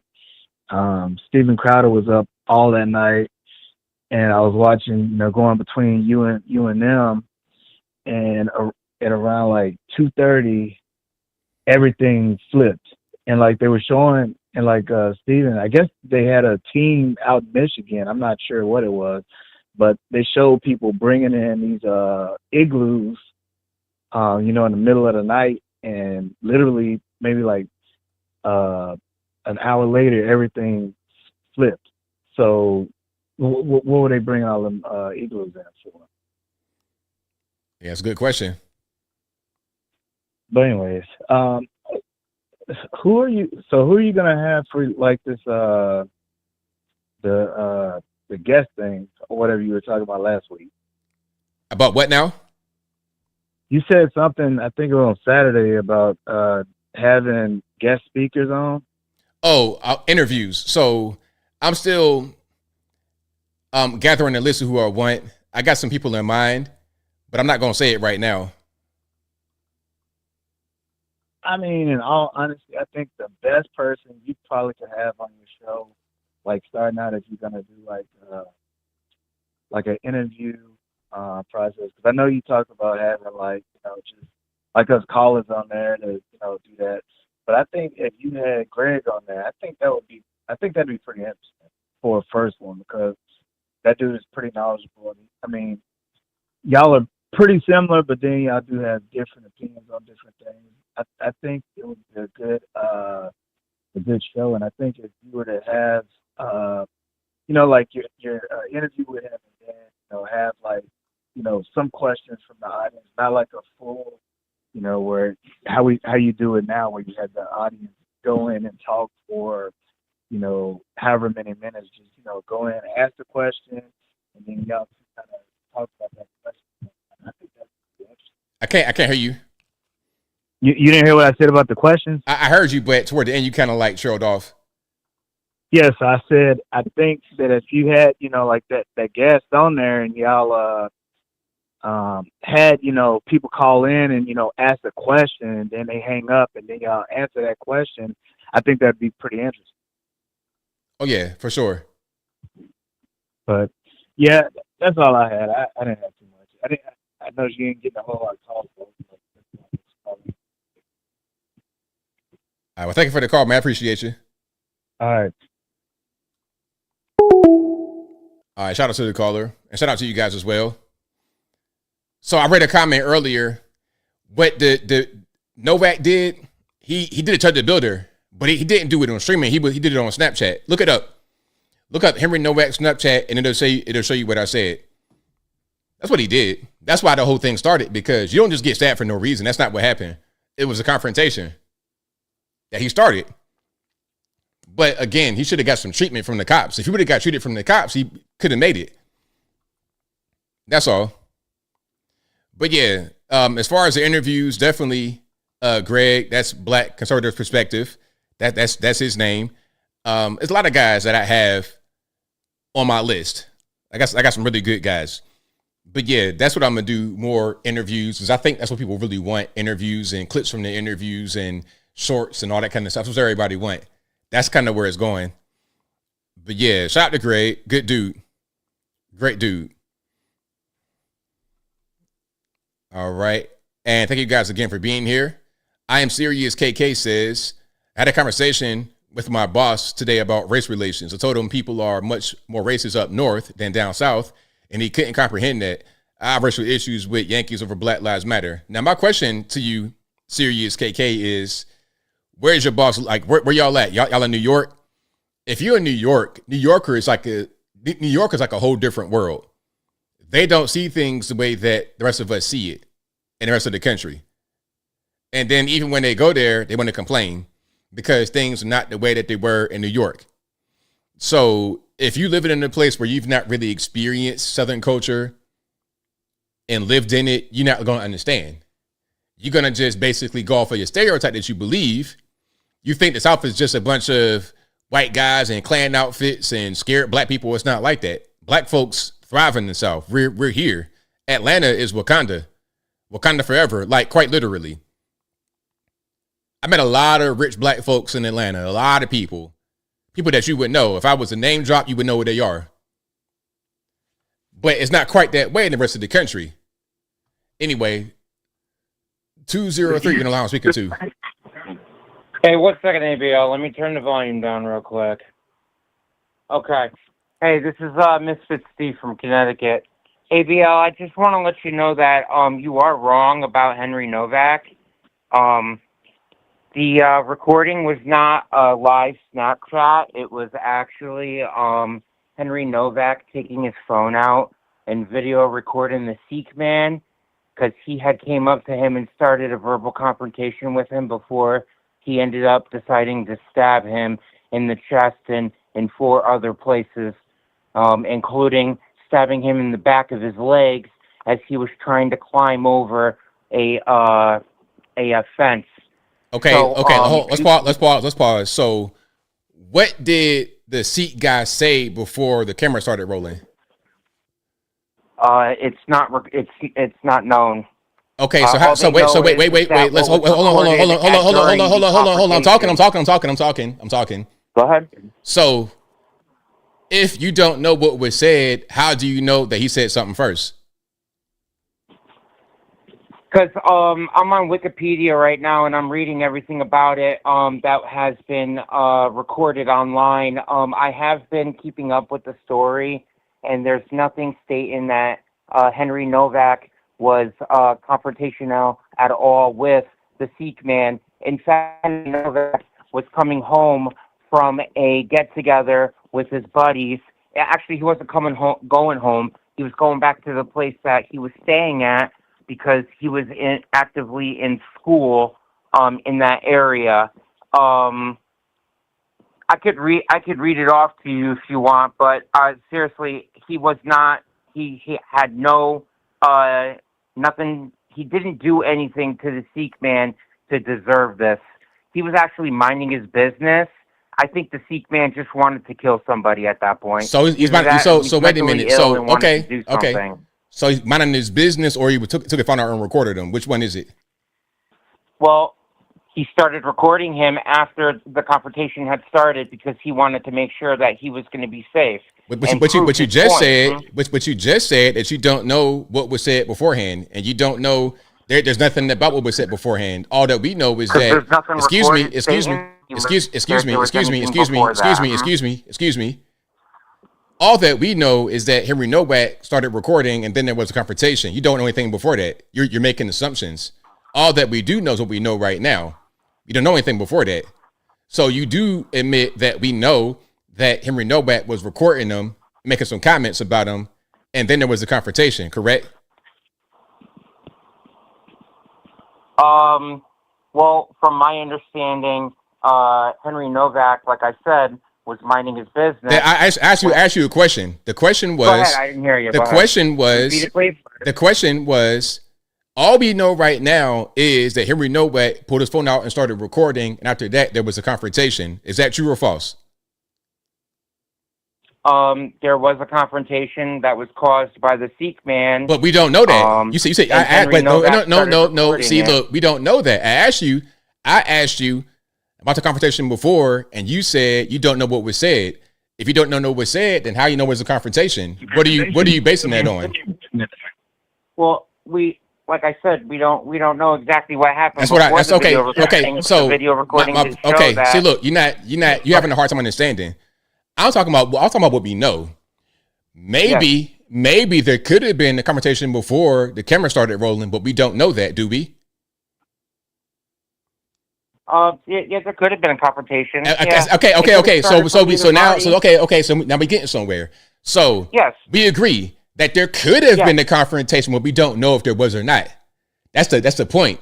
What we both know for sure is that Henry Novak pulled his phone out and began recording, and then from there was a confrontation. Maybe before the phone came out, there was a confrontation, there was a provocation, but we don't know that, do we? No, we don't know that. All right, that's all I'm saying. Yeah. No, yeah, that's true. Yeah, you're absolutely right. There could have been by either party, but from what the video recording on Henry Novak's phone showed is that the Sikh man was carrying a weapon, which was supposedly part of his religion, and that's why he's allowed to carry it in the UK. But he was flashing it in the video that Henry Novak took, and that he was threatening Henry Novak, and that's why Henry Novak started the recording. So did Henry Novak say anything in the video? Well, there was a back and forth between the two. So the answer is yes. So what did he say? He was just like, leave me alone. I don't know why you're bothering me. Pretty much. So was there no? Like, was there? Was, so and was it was recorded that the Sikh man said that he's a bad. The Sikh man said he was like a threat or something. The question that let's say because let's stop. Yeah, go ahead. Let's stick to the question. My question was, do you know what Henry Novak said? I didn't ask you about the Sikh, what he said, because we could see that there was back and forth. I'm asking you about what did Henry Novak say? Do you know? No. Okay. But you do know what the Sikh man said, right? Yes. So if there was a recording where they were both wait, come on Go now. ahead. If there was a Yeah, recording, go ahead. if there was a recording where they were both talking, how do you know what one said, not the other one? Well, I don't think the recording has been released yet by the police. Okay, so you It's don't only know what the police has admitted in public to the people. You said what now? That the police haven't given out the what's it called, the video for everybody to see yet. Hasn't been released. And then you said they're only giving out information. All I know is the information that was given out from the police and their description of what was in the video. So the police gave out what the Sikh man said, but not Henry Novak? All that I know is that the police said that he was not confrontational, that he started recording because he was fearing for his life, because the Sikh man was brandishing a blade. So we know so they put out what the Sikh man said, not Henry Novak? Henry Novak was trying to be non-confrontational and walk away from the situation. You're not answering the question. You're not answering the question. You gotta answer the question though, bro. Come on. Like you're evading the question because it gets in the way of your narrative. Honestly, I'm not. I don't know what you're trying to get at. The question, I'm not trying to get at anything. I'm trying to ask you a question. So I'm asking you if the police released what the Sikh man said, but they did not release what Henry Novak said. Yes or no question? No, well, they just said that. I asked you a yes or no question. The question was very simple. Yes or no question. See, look, you kind of irritated me a little bit. The question was very simple. Do you know what the question is? Do I need to repeat it? No, I know what you're saying. What did Henry Novak say? I asked you a very simple question. I'm asking one more time just to be on the same page. Did the police release what the Sikh man said while not releasing what Henry Novak said? Yes or no? Please answer. Well, they described the whole situation. All right. Have a good day, man. Have a good day. See, that's what I'm talking about. See, stuff like that, there's no accountability. There's no accountability. Now, for me, again, the issue in this case is the police failing to respond. There's going to be a narrative about white men and the immigrants. That's not really the story. The story is the police and their poor training, because it doesn't matter who did what to who. They both should have got medical treatment immediately. Not just because you think one guy did something, leave him on the ground and handcuffed. That's not the way that works. The victim, perpetrator, both should get treatment. But when we just refusing to answer questions, wanting to beat around the bush, we're not getting to the personal accountability part, which is what gets guys hurt every single day. No, I'm speaking to 617. Hey, what's going on, man? What's happening? Hey, who said you were planning to have in your show the conservative? What is his name? Well, I've not said anybody that I'm going to have on yet, but there are some suggestions. So the one that you have in mind, what is his name? Well, ask your question that you want to ask. Stop beating around the bush. Well, I mean, because, he say that he became a conservative like most of the blacks now, they say they become, there must be like thousands of them now online. But they don't even know what they are conservatives. I think the Trump movement helped them, to build an audience. There's a lot of people, probably knows as much, but in 2016, 2017, in 2020, there was a lot of people that were hungry for listening to how great Trump is and how smart it is, and things talking about against the LGBT, but they don't even know what they are really conservative. They don't even know what is a conservative in the first place, and they don't even know why they are conservative. The only thing they know that is a lot of money as a marketer to kind of promote being a conservative, being a Republican. In other words, that's really what it is. That's why you see so many of them. That's your opinion. That's fine. No, it's not my opinion. It's a fact. There's not a lot of money in it's your opinion. I mean, do you have anybody? No. Stop. Do you have anybody saying that on camera, or are you just making that opinion yourself? No, they don't want to say it, of course. Okay, so nobody said that. Nobody said that on camera. But since you believe it, that must mean it's true, right? I'm not saying that it's true. I'm not saying that it's. It's your opinion. Like I said, if you're not saying it's true, that means it's your opinion, and it's okay to have an opinion. I have opinions too. So it's okay. Well, for example, they most of them, they are not political savvy. They just going with whatever. If Trump say XYZ, they will go with XYZ. Again, for example, your opinion, and it's okay. Go ahead. If I ask you, the border is sealed. You think the border is sealed? Just like what you do is that's like you ask a bunch of questions. Oh, you see? No. You just what you do is ask questions that are leading and loaded to try and get to a point. Like you have a question that you have the answer for in your head, and if the correct answer according to Ivan is not given, then you're gonna try to make it be like we're incorrect. But you just retarded using this old tactic that is not really a serious thing. You're just trying to make yourself feel like you know something when you don't. But look, and then at the same time, you just be talking. It's like you can't learn anything if you're keeping your mouth running so much. And that's why you don't know nothing, because you can't learn. You can't listen. So hold on, dude. You telling me you teaching me about politics? You teaching me about policy? No, I'm saying you don't listen to anybody. That's why you can't learn anything. You don't know anything. You think you do, but you really don't. Know. Dude, I've been watching politics since 1988. Okay, and you've not learned a thing. So you were a child back then. I'm 53 years old. I'm way older than you. Imagine that. And you guys started watching politics Imagine being this age, talking to somebody that's such a child and don't know nothing on a Wednesday night. Imagine that. Well, because you're making a claim that they are conservative. What I'm trying to tell you is these people are not conservatives. What they are doing is they see in a market and they could make some money through that market. There is nothing wrong with that. If I could talk for 20, 30 an hour, same things that I feel like people want to hear, and I could get paid, why not? I mean, that's just your opinion. It's okay. It's not my opinion. It's okay. You said it. We've already been down this road. You said that. You said that it's not true. It's just your opinion. You said it's not a fact. You say it's not a fact. If it's not a fact, it means it's your opinion, and it's okay to have an opinion. That's totally fine. And if you could get paid to do what we do, I know you would do it because you keep mentioning it quite a bit.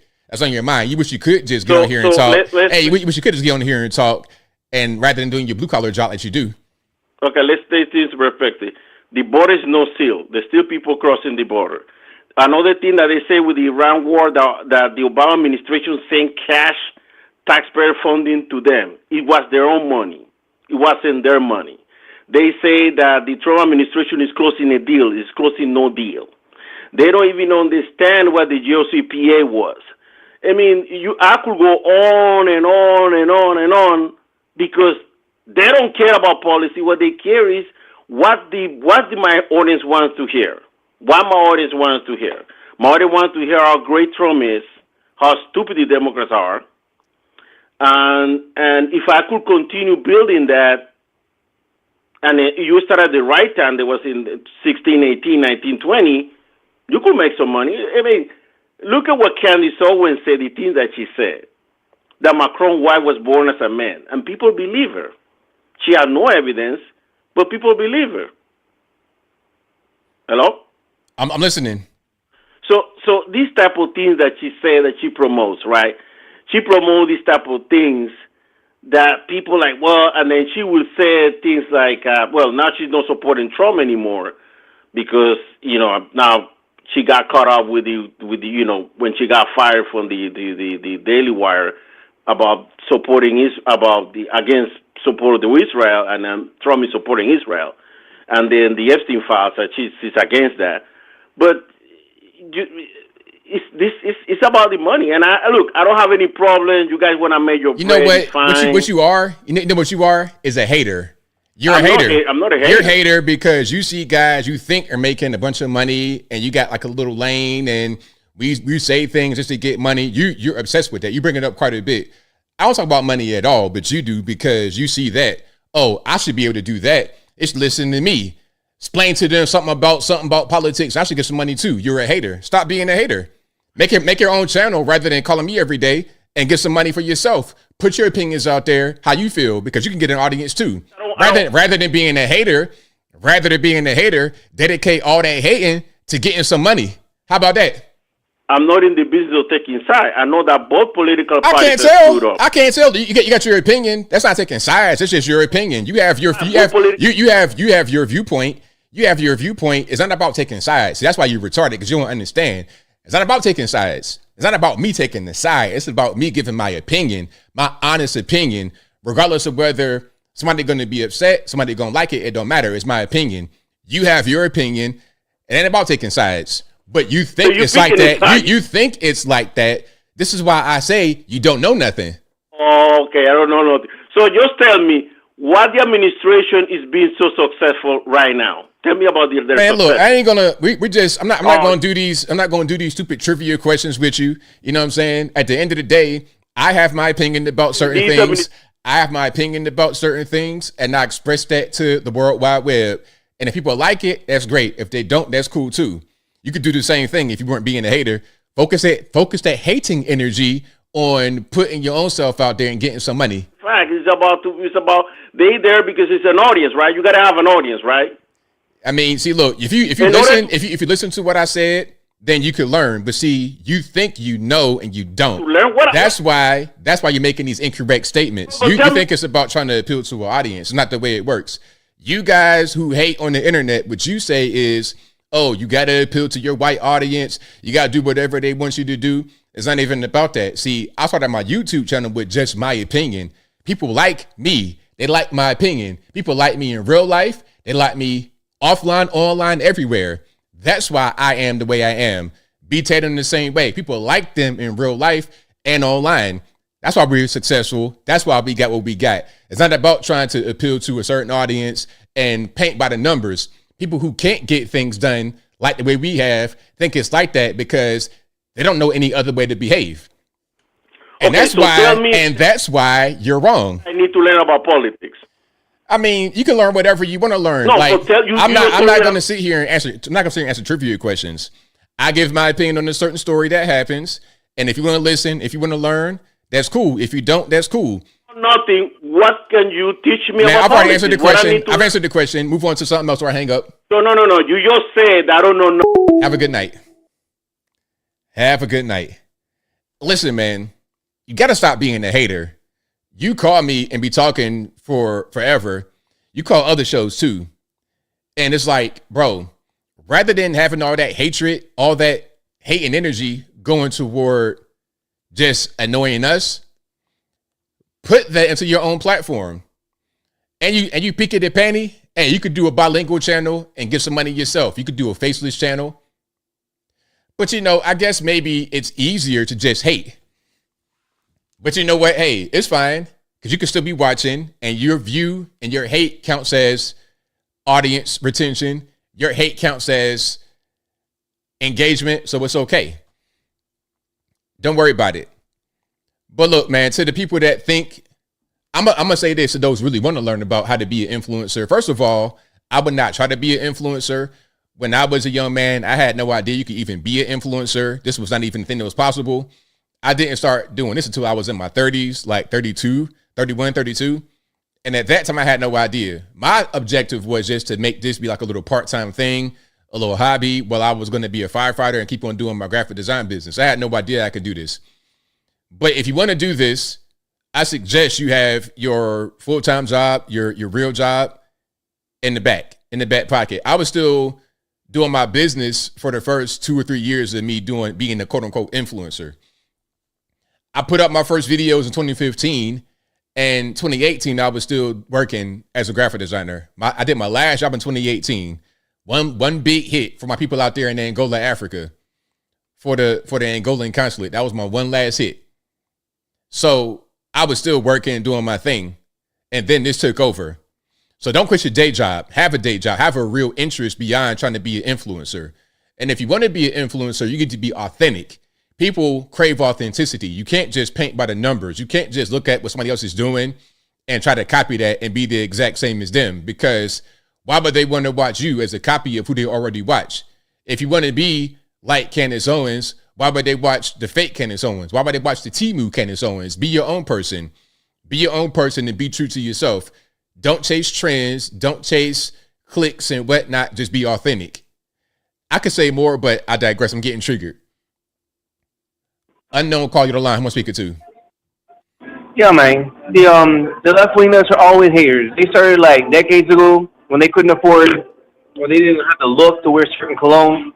They look like they wouldn't look like they were a Calvin Klein commercial or whoever. And they're like, CKB, huh? All right, well, I'm allergic to your scent, so you can't wear cologne around me. It's a power thing. They want to always have power and dictatorship over other people.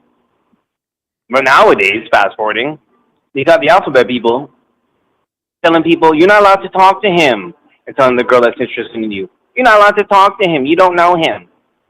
They get an adrenaline rush or a dopamine hit every time they tell you where to go, where you cannot sit, like their grandparents in the 1960s and 50s.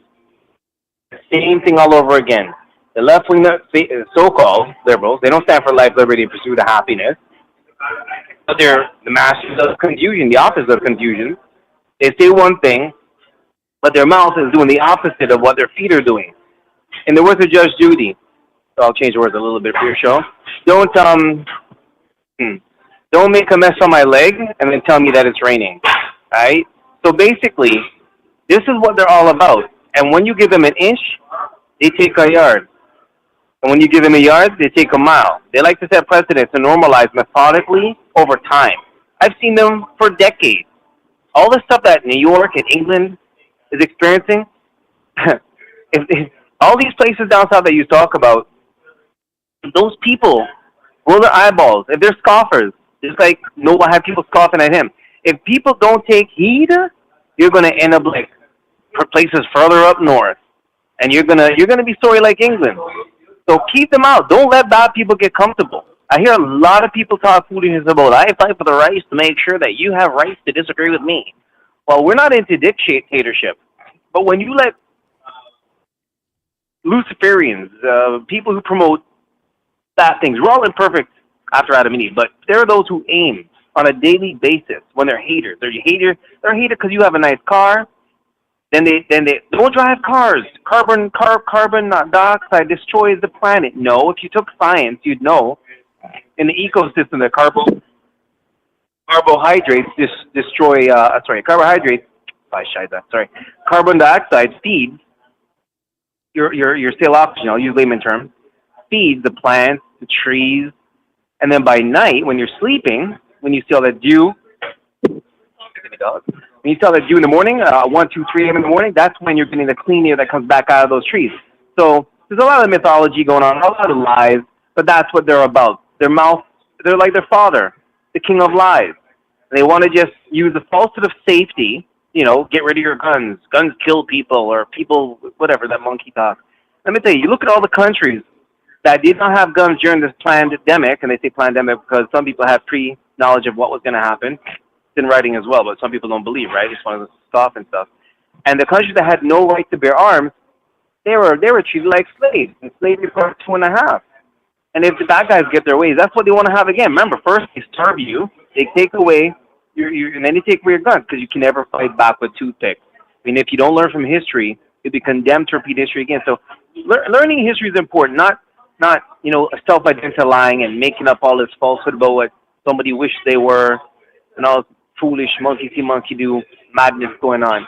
And, again, if you let certain types of people come into your country, they're going to be telling you where to sit and where you're not allowed to stand. And you don't want to have them up there. I've seen this for too long, and people didn't believe, but now that... Okay, I didn't do that. That's my man. His phone hung up. But yeah, shout out to him. I appreciate the call, and shout out to you guys for being here as well. You guys are the best audience anywhere on these interwebs. If you like what you're hearing so far, please give the video a thumbs up. Like the video, share the video, do all that good stuff. That'll help me out tremendously. Okay, Mr. Misfit, you're mad. It's okay. Hey, anybody that's mad, I'll see you back. I'll see you when you come back. That's the funniest thing, man. It's like kids when they run away. I'm never coming back. Okay, you ready for dinner tonight? Come on. It's all good. But, okay, I missed some of the comments in the chat. Let me go to 803. 803 on line, I'm speaking to. Guys who hate on the internet, but you say 803, hello? Yes, sir. All righty, what's going on? Hey, is this Anthony Brian Logan? Yes, it is. Man, I watch you guys, okay? I watch you. I watch Devori Darkins, Officer Tatum. I watch Hodge Twins. I have a Marine connection. But back in our day, in the 90s, there's no black or white. If you're in the Marine Corps, you're dark green, you're light green, you're green. But I had a chain of command. I had a structure.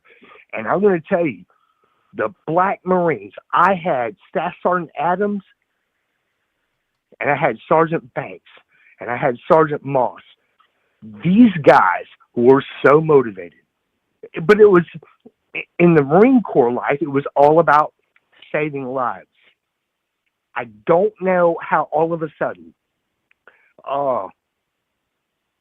ABL, my name is Aiton.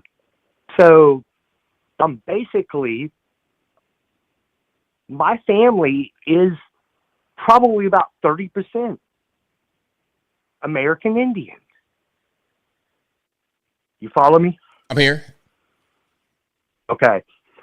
So now all of this time later, I don't understand why America has gotten so racist when at our core foundation, it was already trying to be a race.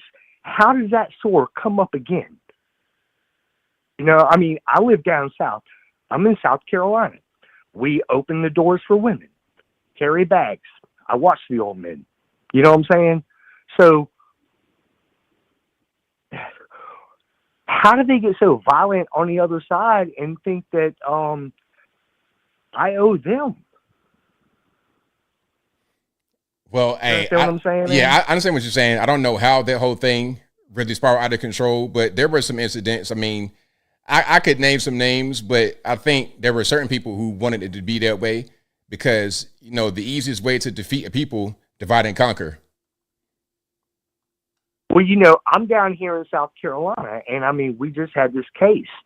This is a 14-year-old kid with a handgun. What are you doing? Yeah. So, but I don't know. Hey, at the core, you always have to take care of your family, and the family is the only thing you're going to know. So, I mean, if you just start bringing in anything from anywhere, you can't trust anything from anywhere. All right. Hey, I'm going to go back and watch you live again, man. It's good to hear from you. That was a good one. Thank you for the call, man. I'm a United States Marine, 3rd Battalion. Right on, man. Hoorah. Thank you for your service. And shout out to the caller.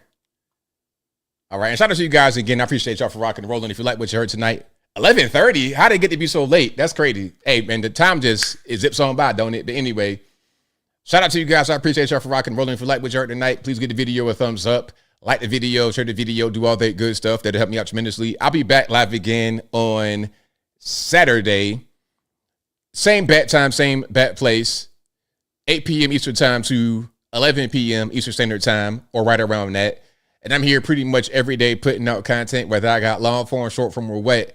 I've not had some short forms. I've not had many short forms this week, but I got a couple because the whole Chud thing that's still going on, Carmelo Anthony that's still going on. Although I'd rather not talk about that, I have to. And also the Nowak. So you got Chud, you got Carmelo Anthony, the British young man, and then the store with the 14-year-old. All of that's going on. So again, I thank you guys again for being here. I appreciate you for rocking and rolling. I'll see you guys again live on Saturday. And I'm live on Instagram on Tuesdays. Shout out to you guys who were there last night. I was trying a new way to stream because I got a camera I like to use. And I used that camera on my short today. It's like about George Santos. If you could catch it, that 4K, that crystal clear. So you'll see more stuff like that, and you'll see more interviews, a lot more interviews. Got a lot of interviews coming up, a lot of podcasts I got coming up. Very excited about that. But I thank y'all. Thank you, Bob. I appreciate it. It's a great show. Okay, did I get all the super chats? Let me just make sure I did. Then I wrap it on up, put the bow on top. And shout out to you guys for being here. I couldn't do the show without you. Thank you to the mods for keeping the trolls in check. Thank you for calling, retweeting, super chatting, whatever you do. Y'all know I could not do the show without you. All right. That's pretty much all I got. I got all the super chats. I got everybody that called in. Until next time, y'all be safe. I'm out. And peace.